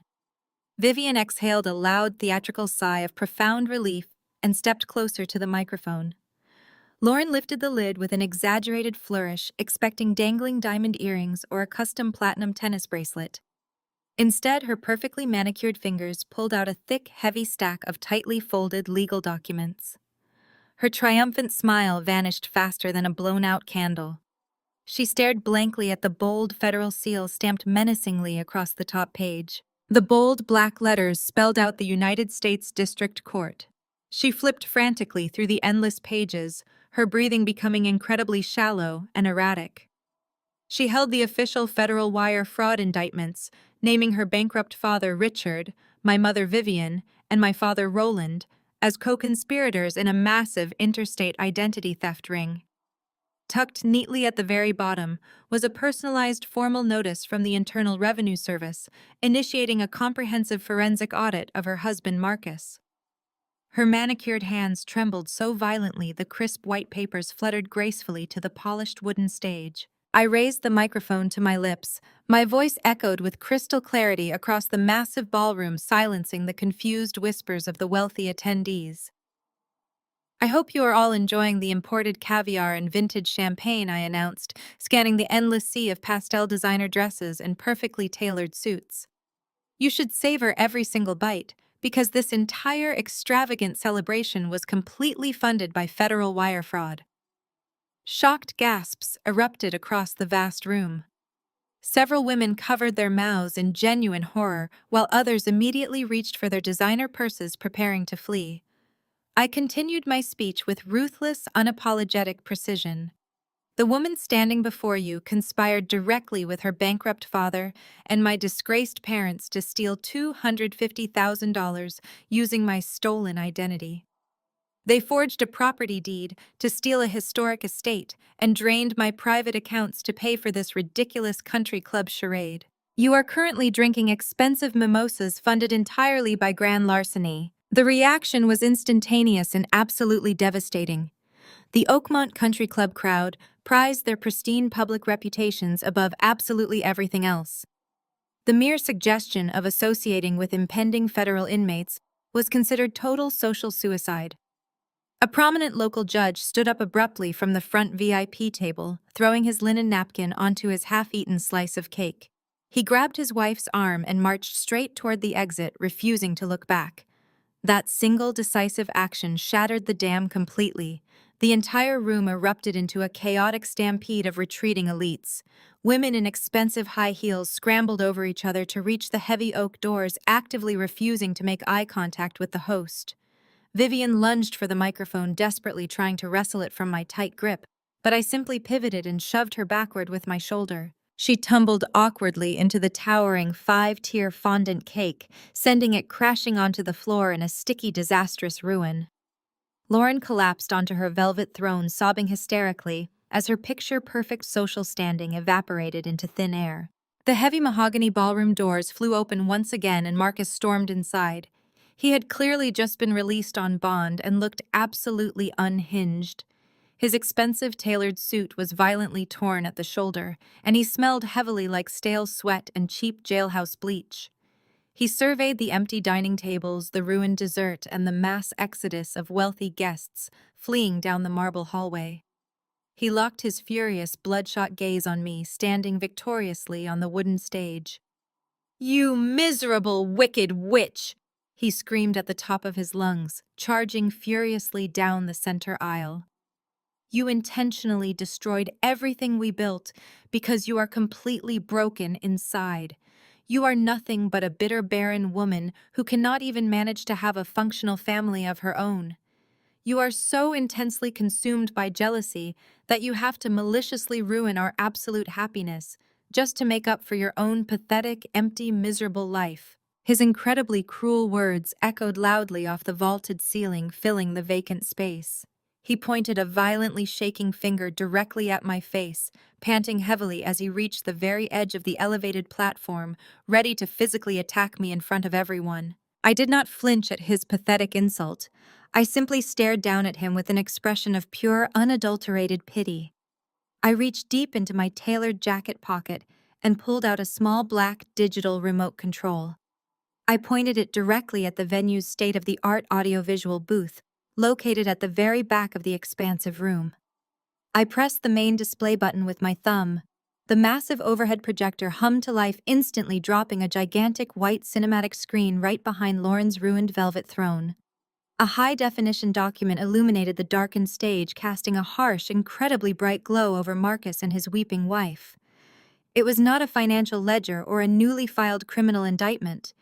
It was an official certified medical laboratory report from the premier genetic testing facility in the entire state. I crossed my arms and smirked as Marcus visibly squinted at the giant, glowing screen, trying desperately to comprehend the complex medical terminology, highlighting the bold red text at the bottom.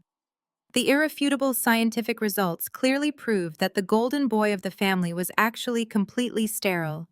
He was not the biological father of a single one of the 5 children he so proudly claimed as his own flesh and blood. Marcus stood paralyzed, his bloodshot eyes darting frantically across the massive illuminated screen. He mouthed the stark red medical terminology silently to himself, as if translating a foreign language. The attached addendum displayed the unarguable truth of his medical history. 12 years ago, during his junior year of college, Marcus had undergone a specialized emergency surgery to correct a severe varicocele complication. The procedure had been a clinical success in saving his physical health, but it carried a devastating, irreversible consequence.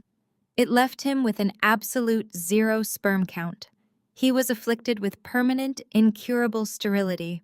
He had buried that deeply shameful secret, choosing to live in willful denial, when Lauren miraculously announced her first pregnancy just months after their lavish wedding. She had smoothly convinced him that the doctors were wrong, that their love had defied the odds, that he was the virile patriarch he always desperately wanted to be. He had swallowed her flattering lies because the alternative was facing his own perceived inadequacy. Now the irrefutable DNA mismatch results were plastered across a 10-foot cinematic screen, proving that none of the children carrying the prestigious Wilson name shared a single drop of his genetics.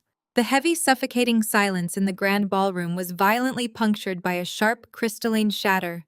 Lauren's manicured fingers had gone completely slack.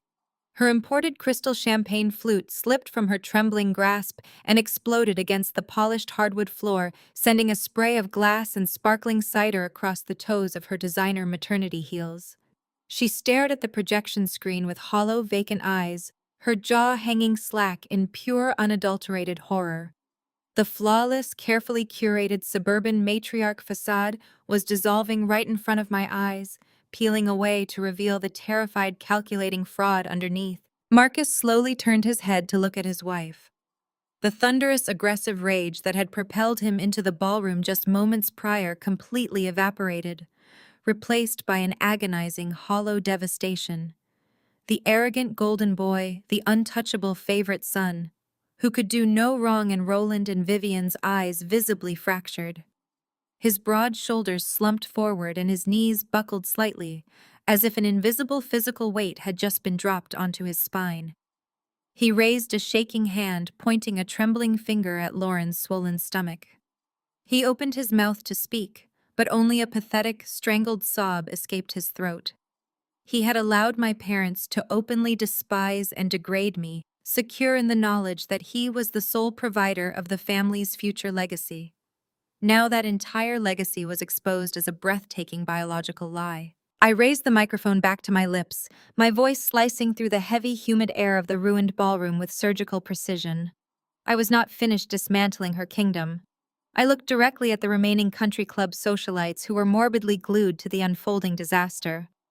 The woman standing before you did not just steal my family's generational estate to fund her opulent lifestyle. I announced my words echoing coldly off the vaulted ceiling. She has been actively utilizing Marcus as nothing more than an oblivious, well-dressed ATM. While she was eagerly draining the Wilson family trust to buy her way into your exclusive country club circles, she was spending her Tuesday and Thursday afternoons at a private downtown condominium. A luxury apartment that Marcus unknowingly purchased through a blind corporate LLC, which currently houses her personal fitness instructor, Julian. Lauren let out a sharp, hysterical shriek, covering her ears as if she could physically block the truth from penetrating the room. I ignored her pathetic display and continued dropping the heavy anvil of reality. Julian has been providing significantly more than prenatal core conditioning for the last 7 years, I stated clearly. He is the biological father of the 4 children sitting in your $5 million mansion, Marcus. And he is the father of the 5th one she is currently carrying. Lauren has been using the stolen Wilson fortune to pay Julian a massive monthly retainer to keep him quiet while she parades his children around the country club wearing your surname. Marcus let out a guttural, agonizing roar that sounded like a wounded animal. The sound chilled the blood of everyone left in the room. He lunged forward, his hands curled into violent white-knuckled fists, fully intending to wrap them around Lauren's neck. He was completely blinded by a primal, uncontrollable fury. Before he could reach the velvet throne, a heavy hand grabbed his shoulder. It was Richard, Lauren's disgraced bankrupt father. Richard had been hovering near the dessert table, sweating profusely as his federal wire fraud involvement was exposed. Seeing his daughter's lucrative cash cow about to physically attack her, Richard desperately attempted to intervene. "Do not you dare lay a finger on my daughter," Richard barked, stepping forcefully between Marcus and Lauren. "You need to calm down and handle this quietly." The demand for quiet compliance was the absolute wrong thing to say to a man whose entire existence had just been incinerated. Marcus did not hesitate. He did not issue a warning. He simply channeled a decade of suppressed rage and humiliation into a single devastating right hook. His fist connected violently with Richard's jaw, the sickening crunch of bone echoing through the cavernous ballroom. Richard's eyes rolled back in his head, and he collapsed backward, crashing violently into the towering gift table. Expensive Tiffany boxes, imported silk baby blankets, and silver rattles went flying in every direction as the wooden table splintered under his weight. The high society baby shower instantly devolved into an absolute lawless brawl. Marcus dove on top of his father-in-law, throwing blind, furious punches. Richard, fighting for his own survival, blindly grabbed a heavy silver serving platter and swung it wildly, striking Marcus in the side of the head. Blood sprayed across the pristine white linen tablecloths.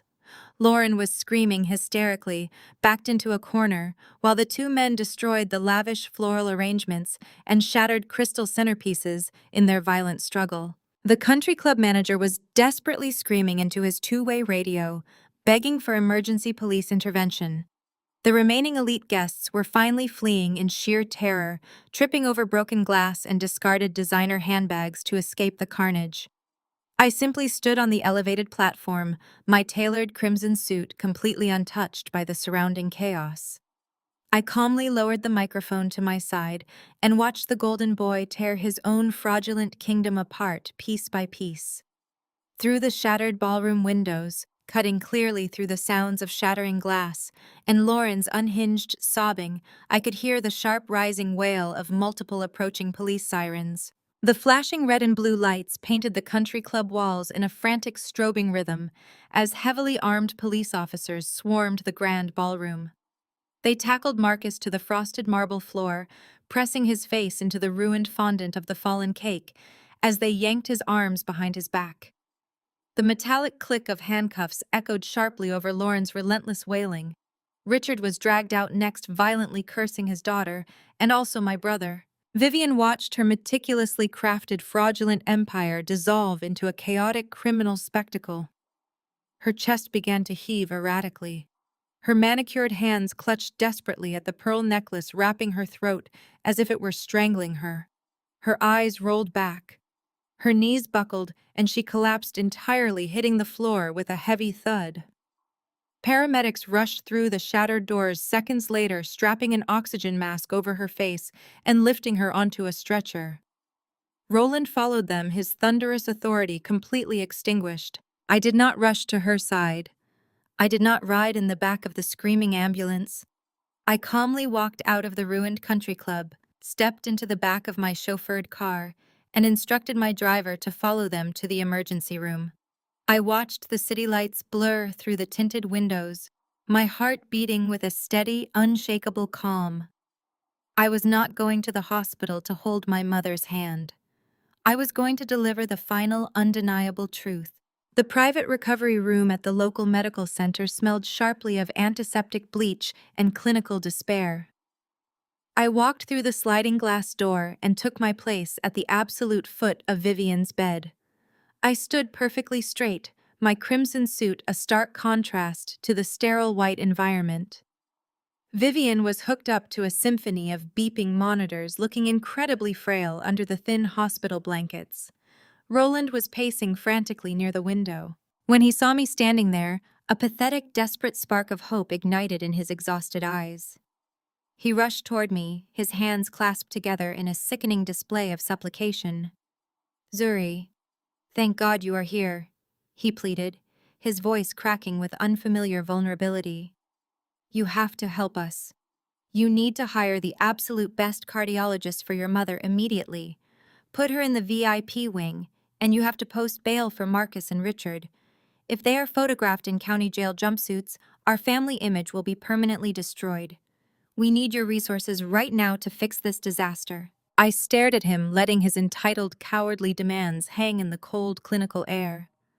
He truly believed that after decades of emotional neglect, after actively participating in federal wire fraud to steal my property, I would simply open my checkbook to shield his precious golden boy from the consequences of his own actions. I reached into the inner pocket of my tailored jacket and pulled out a single sheet of heavy cardstock paper. "This is not a blank check, Roland," I stated, my voice completely devoid of any warmth or familial affection. "This is a chronological accounting. A ledger of exactly what this family image has actually cost me over the last 3 decades." I looked down at the paper and began reading the meticulously documented history of their betrayals. August 14th, 1998. Marcus shatters the neighbor's greenhouse, and you explicitly force me to take the blame because a vandalism mark would ruin his pristine private school application. October 3, 2004. Marcus completely totals your Mercedes while driving heavily intoxicated. You physically force me to sit in the driver's seat before the police arrive, letting me face criminal charges so your golden boy can maintain his varsity football captaincy. Vivian's heart monitor began to beep with an elevated, frantic rhythm. She turned her head away, unable to look at me, but I did not stop reading. May 17, 2010. You drain my college savings, the money I earned working 3 jobs to silently cover Marcus's staggering underground gambling debts. You tell me I simply need to take out predatory student loans because girls do not really need a premium debt-free education anyway. June 2, 2016. You convince my first major investors that I am mentally unstable, purposely attempting to sabotage my startup company just so I would be forced to return home and manage Marcus's failing real estate portfolio for absolutely free. I lowered the heavy paper, locking my cold gaze on Roland, whose face had gone completely slack with shame and horror. And finally, this very morning, you and Vivian eagerly commit massive federal wire fraud, utilizing my stolen identity to illegally transfer a multi-million-dollar generational asset out of my name. You did all of this simply to fund an opulent baby shower for a sterile man and his cheating wife. You spent your entire lives throwing me under the bus to pave a smooth road for Marcus. Roland opened his mouth, stammering, trying to formulate an excuse or a desperate apology, but he possessed absolutely zero leverage and zero defense. The irrefutable truth had stripped away every single layer of their delusion. "You want me to use my hidden wealth to save you?" I concluded, my tone dropping to a deadly quiet whisper. "But I am not here to save you. I am simply here to watch the bill finally come due." Before Roland could utter another pathetic syllable, the heavy hospital room door swung wide open. Four individuals wearing dark tailored suits and official federal badges, clipped securely to their belts, marched directly into the sterile room. The lead agent bypassed me entirely, holding a thick stack of legally binding warrants. He looked directly at Roland and Vivian, his expression completely devoid of any sympathy. "Roland Wilson and Vivian Wilson," the agent announced, his authoritative voice echoing loudly off the cold linoleum walls. "You are both under arrest for conspiracy to commit wire fraud, identity theft, and grand larceny. You have the right to remain silent today." The stainless steel handcuffs clicked shut with a harsh metallic finality that completely shattered the sterile quiet of the hospital room. Roland instinctively recoiled, pulling his arms tightly against his chest in a pathetic display of resistance, but the two federal agents swiftly overpowered him.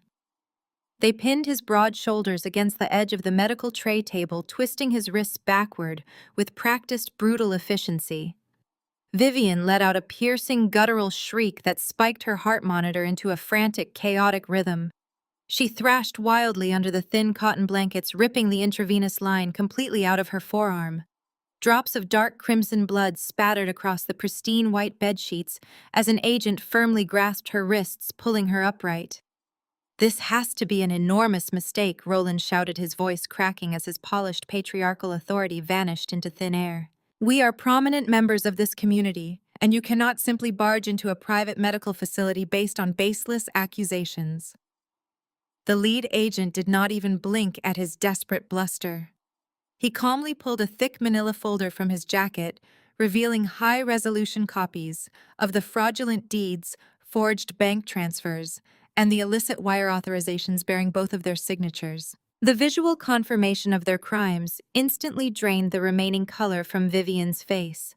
Her panicked, bloodshot eyes darted frantically around the room before locking onto me, standing perfectly still at the foot of her bed. "Zuri, do something," she screamed, her voice shrill and desperate as the heavy steel cuffs were locked securely around her wrists. "Call the family attorney immediately and tell him to get down here. You need to fix this right now because they are ruining everything we have built." I looked down at her terrified, weeping face and felt absolutely nothing but cold, clinical closure. I slowly crossed my arms over my tailored jacket. "I already have a phenomenal lawyer," I replied, my voice echoing with absolute crystal clarity. "And she is the exact person who officially submitted your poorly forged documents to the Federal Bureau of Investigation 3 weeks ago." The realization hit Vivian like a physical blow to the chest. Her jaw dropped slack and her manicured hands trembled violently against the restraining metal chains. "You intentionally set up your own blood relatives?" she gasped, choking on her own tears. "I simply handed them the shovel, Vivian," I stated flatly. "You and Roland chose to dig your own graves the moment you decided my identity was just another asset for Marcus to exploit." The agents jerked Roland forward, forcing him to walk toward the sliding glass doors. He stumbled awkwardly, his expensive loafers dragging against the polished linoleum floor. He refused to look at me actively, turning his head toward the blank painted wall to hide his overwhelming shame. Two additional officers flanked Vivian, gripping her upper arms tightly to prevent her from collapsing as they marched her out of the recovery room. The wealthy, untouchable Wilson patriarchs were paraded through the crowded hospital corridors in handcuffs, completely exposed to the shocked stares of the medical staff and lingering patients.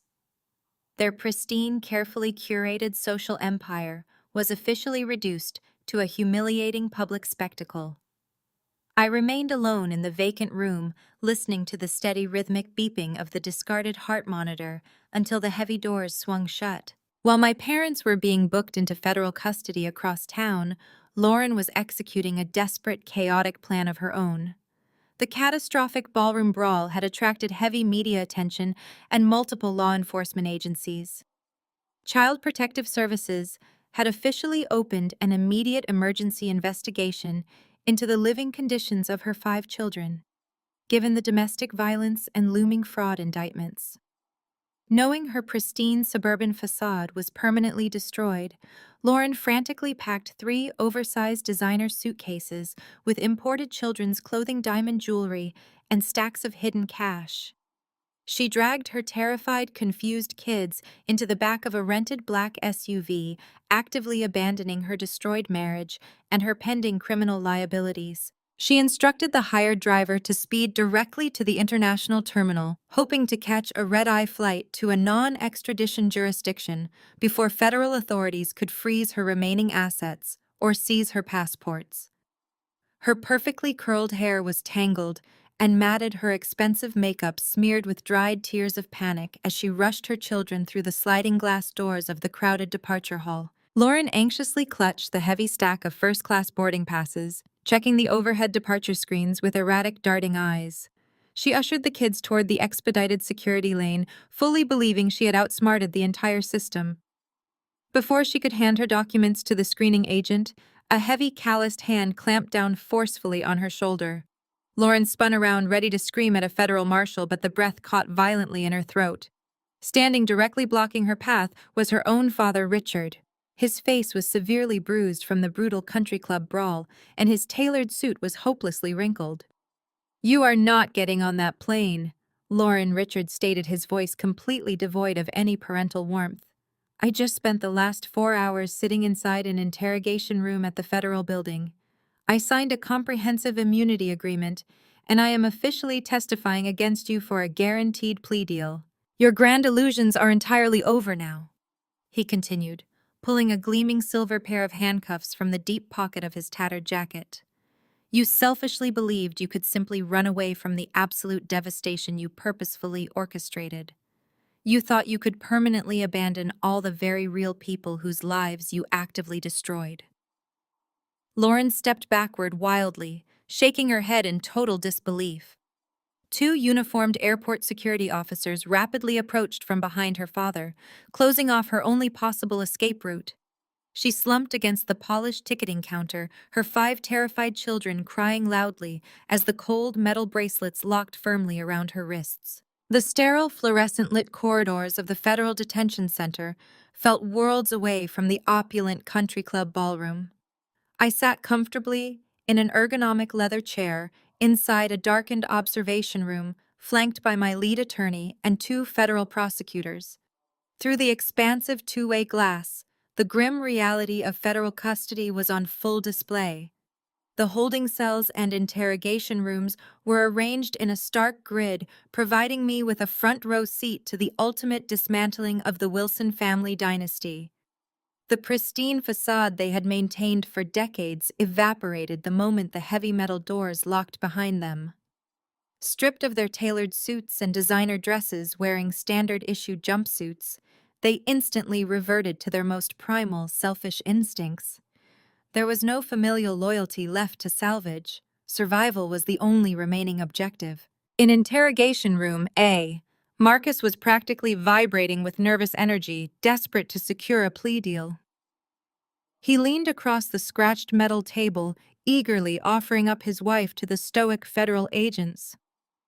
He aggressively detailed Lauren's elaborate deception regarding the paternity of their children, weaponizing her infidelity to frame himself as the ultimate oblivious victim. He frantically claimed that Lauren had unilaterally orchestrated the embezzlement of my funds to conceal her long-term affair with the fitness instructor. Marcus painted her as a pathological liar and a ruthless gold digger, enthusiastically signing a sworn affidavit that placed the entirety of the financial theft squarely on her shoulders.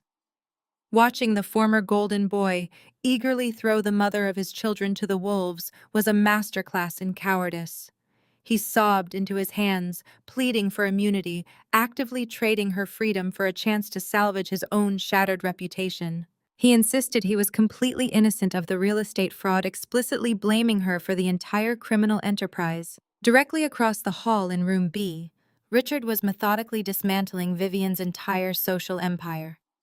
Having already secured his preliminary plea agreement at the airport, he was fully cooperating with a ruthless efficiency. He provided the agents with a meticulous timeline of Vivian's demands, explaining exactly how she had pressured him into forging the property deeds.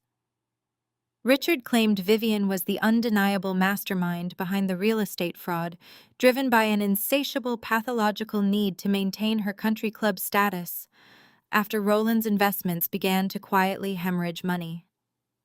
He eagerly provided bank account numbers, offshore shell company names, and dates of secret meetings, where Vivian had explicitly instructed him to drain my private accounts.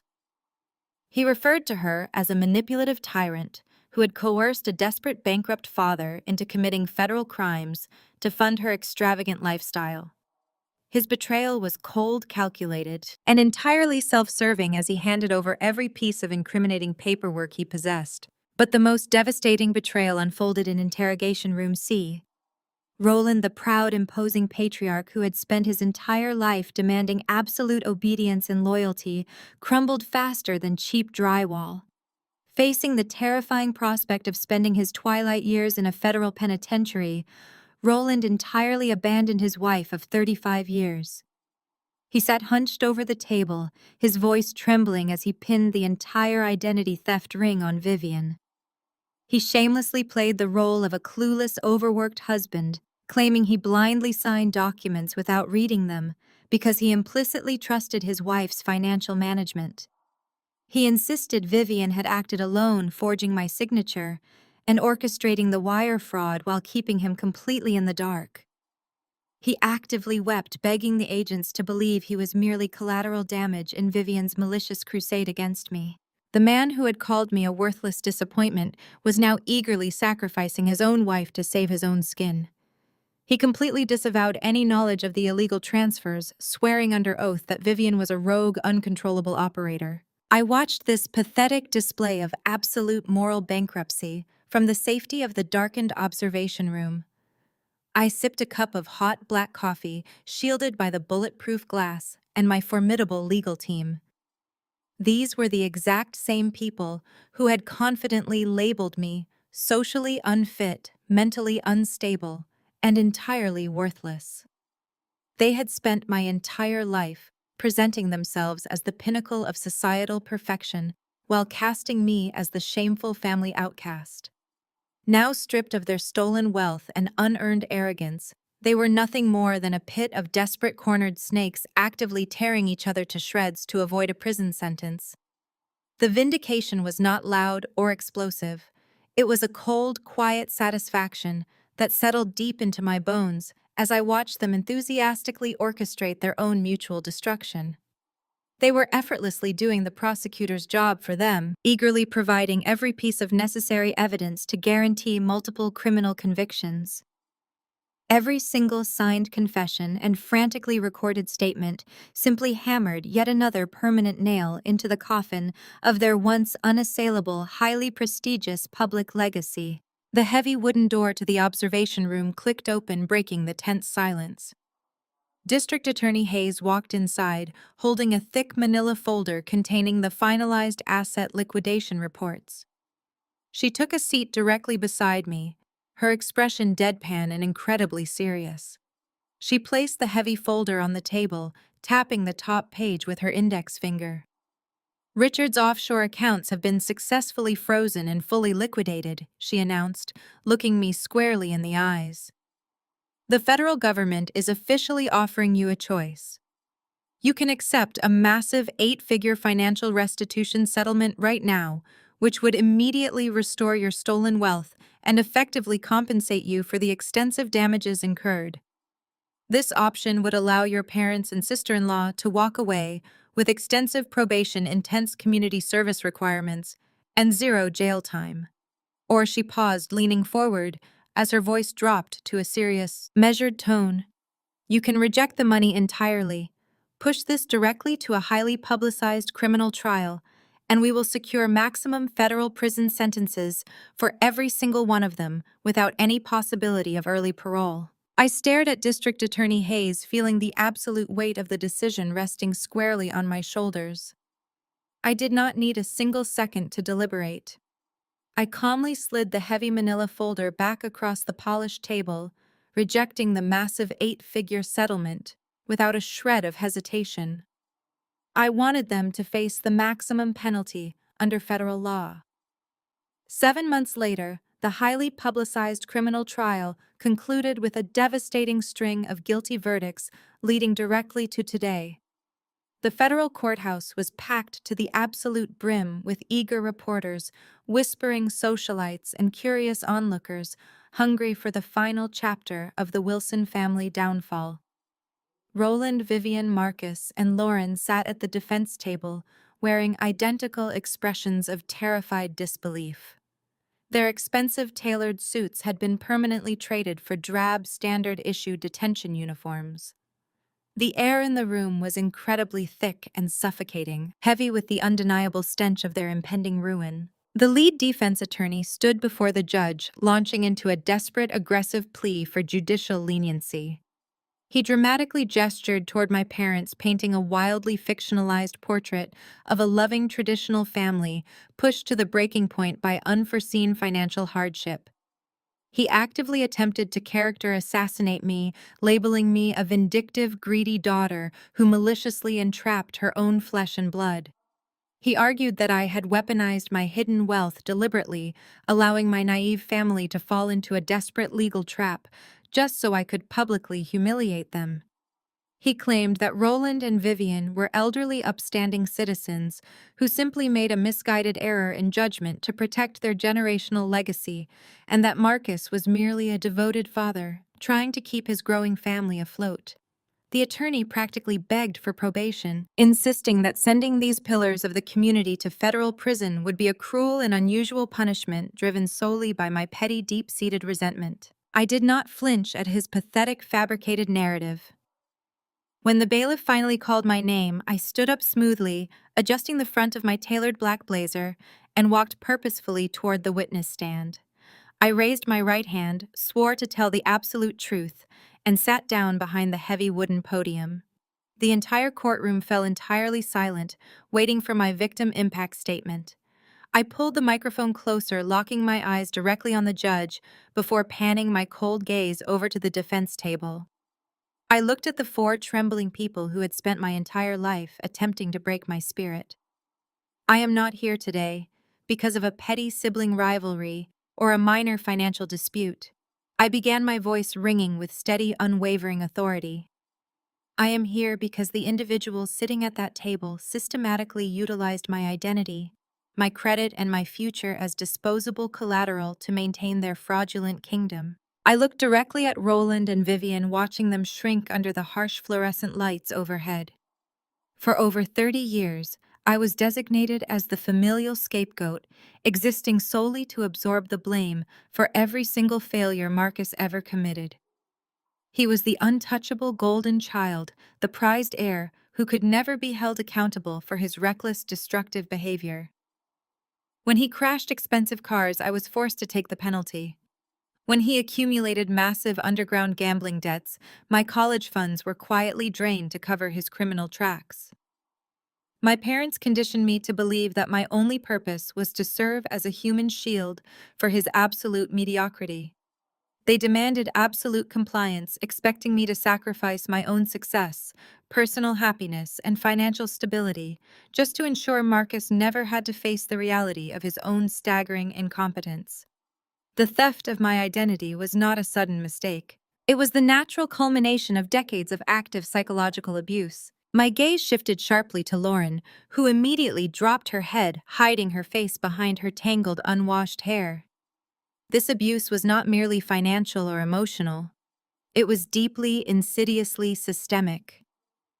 When Marcus married Lauren, my parents eagerly welcomed a woman who brought a relentless campaign of racial microaggressions into our household. She constantly made derogatory, thinly veiled comments about my hair, my skin, and my perceived lack of social pedigree.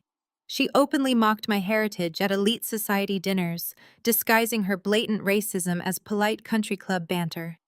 When I begged my parents to intervene to defend their own daughter against her bigotry, they explicitly told me to stop being so sensitive. They demanded I swallow the daily humiliations simply to keep the peace and protect Marcus's delicate domestic happiness. They enabled her cruelty, actively validating her belief that I was a secondary inferior citizen within my own family, someone whose boundaries and humanity could be violated with absolute impunity. I finished my statement by clearly asserting that granting them any leniency today would simply validate their lifelong belief that immense wealth and privilege permanently excuse abhorrent criminal behavior. The freezing cold courtroom remained perfectly still as I stepped down from the witness stand and quietly returned to my assigned seat. Judge Harrison sat heavily behind his imposing elevated mahogany bench, his expression permanently etched with profound judicial disgust. He slowly looked down at the defense table, his cold eyes narrowing as he carefully surveyed the trembling, broken defendants. He picked up his wooden gavel, the heavy silence in the room stretching until it felt physically painful. The defense has asked for probation, citing a long history of community service and alleged familial devotion to one another. The judge announced, his booming voice vibrating with absolute contempt. But stealing a child's identity to fund a fraudulent lifestyle is not a simple mistake. It is the ultimate unforgivable betrayal of parental trust. The sharp, deafening crack of the heavy wooden gavel, violently slamming against the sounding block, echoed loudly like a literal gunshot through the entire massive courtroom, permanently sealing their grim fates and completely destroying their entire fraudulent empire. Judge Harrison did not waste a single breath on sympathetic platitudes. He adjusted his reading glasses and stared down from his elevated bench, with the absolute authority of a man delivering unavoidable consequences. He systematically addressed the three older defendants, first dismantling their remaining shreds of dignity without any hesitation.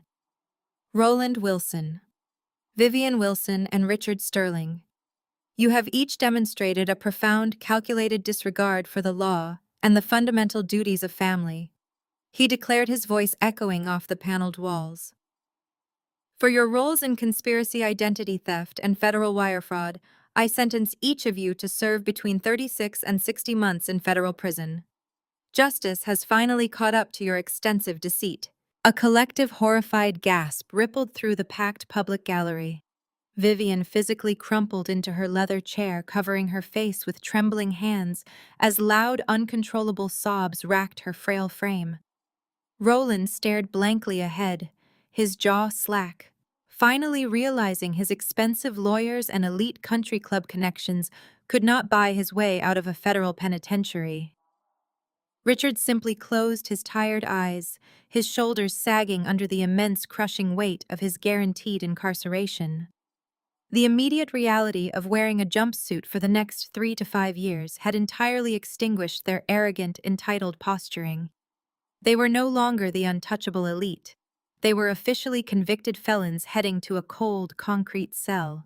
The judge then turned his piercing, unforgiving gaze directly toward Marcus. The former golden child flinched instinctively, bracing himself for the heavy impact of true, inescapable accountability. Marcus Wilson, you willingly participated in this vast criminal enterprise, benefiting directly from the stolen assets while hiding behind your parents' machinations, the judge stated coldly. Your plea agreement spares you from a lengthy prison sentence, but it certainly does not spare you from absolute financial ruin. You are hereby ordered to pay massive immediate restitution to the victim, effectively liquidating every single remaining asset in your name. Marcus physically shuddered as the heavy wooden gavel fell again. His entire carefully curated, highly privileged existence was officially obliterated. The impending, unavoidable bankruptcy would systematically strip him of his luxury vehicles, his sprawling suburban estate, and his prestigious investment portfolios. Furthermore, his highly publicized divorce proceedings with Lauren had already finalized his total social isolation. He was left completely bankrupt, officially divorced, and permanently branded a fraud in the eyes of the corporate world he so desperately craved to conquer. The protective shield his parents had painstakingly maintained for 3 decades had completely shattered, leaving him utterly defenseless and entirely alone to face the devastating consequences of his own chronic, unchecked narcissism. Finally, Judge Harrison turned his attention to address Lauren directly. She stood trembling uncontrollably at the defense table, her frantic airport escape attempt having severely compounded her pending legal woes. The court had discovered a substantial quantity of illicit narcotics hidden inside her designer luggage during her arrest, triggering automatic felony drug charges. This shocking discovery, combined with her documented desperate attempt to flee the legal jurisdiction with minors in tow, permanently sealed her fate regarding her maternal rights. Lauren Wilson. Your actions demonstrate severe, unforgivable parental neglect and a pattern of reckless child endangerment, the judge pronounced with absolute chilling finality. Your attempt to abscond with the children while in possession of dangerous narcotics proves you are fundamentally unfit to act as a mother. Lauren let out a sharp, breathless wail, clutching the edge of the wooden table to keep from collapsing entirely. Effective immediately, the judge continued, completely ignoring her dramatic distress. The court is permanently terminating your parental rights. You have repeatedly proven yourself to be a direct imminent danger to their physical safety and their emotional well-being.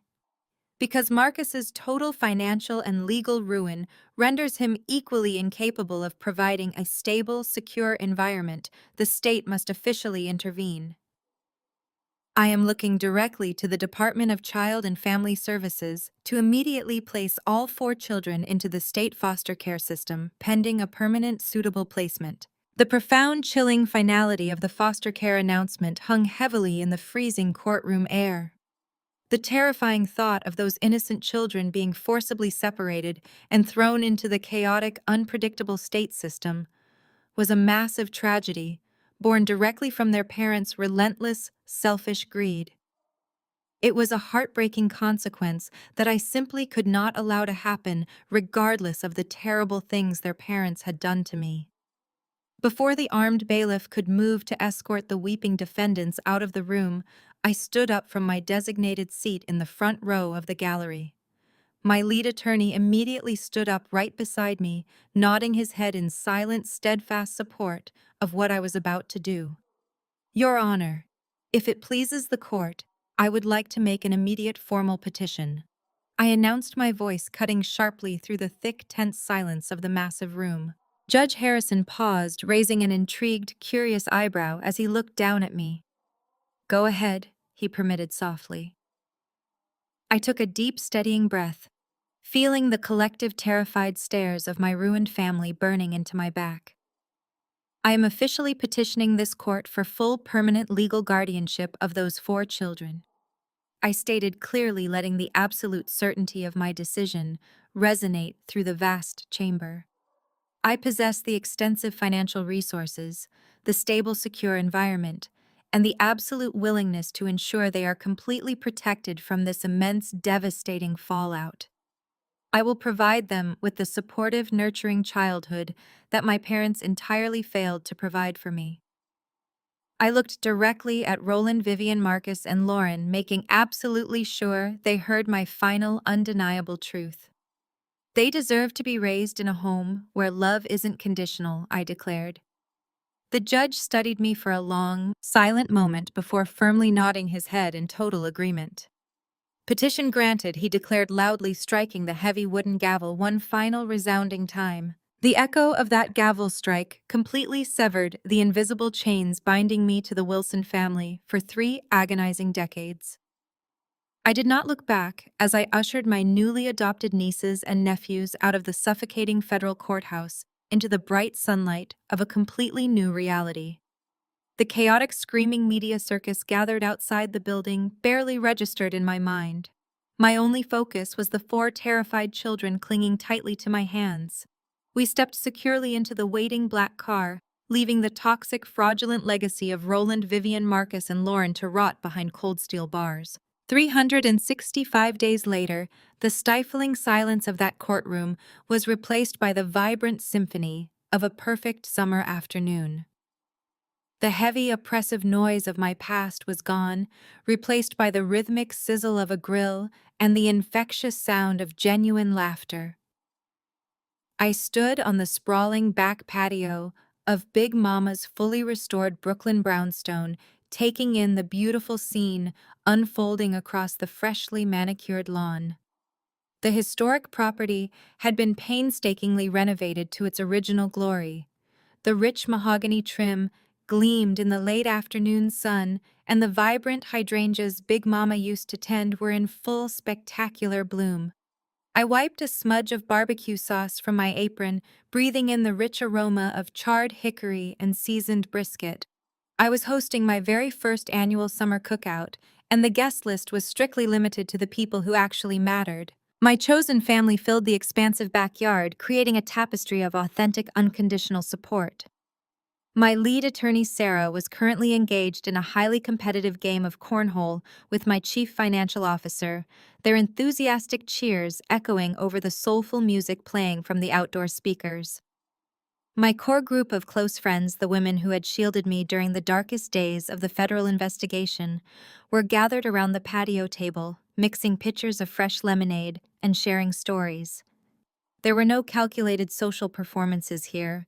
There was no desperate posturing for country club status, no insidious racial microaggressions disguised as polite conversation, and absolutely no conditional affection. Every single person standing in this yard had actively chosen to be here, and they had proven their unwavering loyalty when I had nothing left to offer them but my fractured truth and a desperate plea. I shifted my gaze toward the center of the yard, and a profound wave of peace settled deep into my chest. The four children were practically unrecognizable from the hollow, traumatized shells I had escorted out of that courthouse a year ago. 12-year-old Maya was laughing hysterically as she tossed a bright red frisbee, her natural curls bouncing freely in the summer breeze. She was no longer forced to chemically straighten her hair to appease Lauren's bigoted aesthetic standards. 10-year-old Leo was eagerly showing off his newly earned martial arts yellow belt to my marketing director, his previous severe anxiety replaced by a quiet, steady confidence. The 8-year-old twins were busy chasing lightning bugs near the garden perimeter, their faces smeared with chocolate ice cream and pure, unadulterated joy. The transformation had not been simple or easy. The first few months were marked by night terrors, behavioral regressions, and intense lingering fears of sudden abandonment. But I utilized every resource at my disposal to ensure their healing. They were all enrolled in comprehensive therapy, attending weekly sessions that provided them with the crucial tools to process their parents' unprecedented betrayal. I established firm, loving boundaries, structured routines, and a home environment where mistakes were met with patience rather than explosive narcissistic rage. They finally understood down to their very bones that my love for them was not a transaction. It was an absolute guarantee that would protect them forever. I walked down the wooden patio steps, carrying a heavy tray of freshly sliced watermelon, seamlessly blending into the warm, chaotic joy of my new life. Maya ran past, happily throwing her arms tightly around my waist for a quick, affectionate hug before sprinting back to her game. I placed the tray down and picked up my frosty glass of sweet tea. Suddenly, a sharp, disruptive buzzing vibrated against the wooden tabletop. My cell phone screen illuminated, cutting through the peaceful ambiance. I picked up the device, my eyes scanning the stark, glaring text flashing across the digital display. It was an incoming collect call, originating directly from a high-security federal correctional facility located upstate. The automated caller ID system helpfully identified the requesting inmate as Vivian Wilson.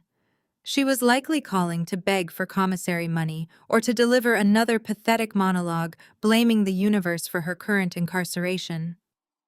Perhaps she was finally realizing that the cold concrete walls of her cell offered absolutely no audience for her grand delusions and no escape from her horrific reality. I stood there for a fleeting moment, listening to the joyful, unrestrained laughter of the children she had eagerly cast aside.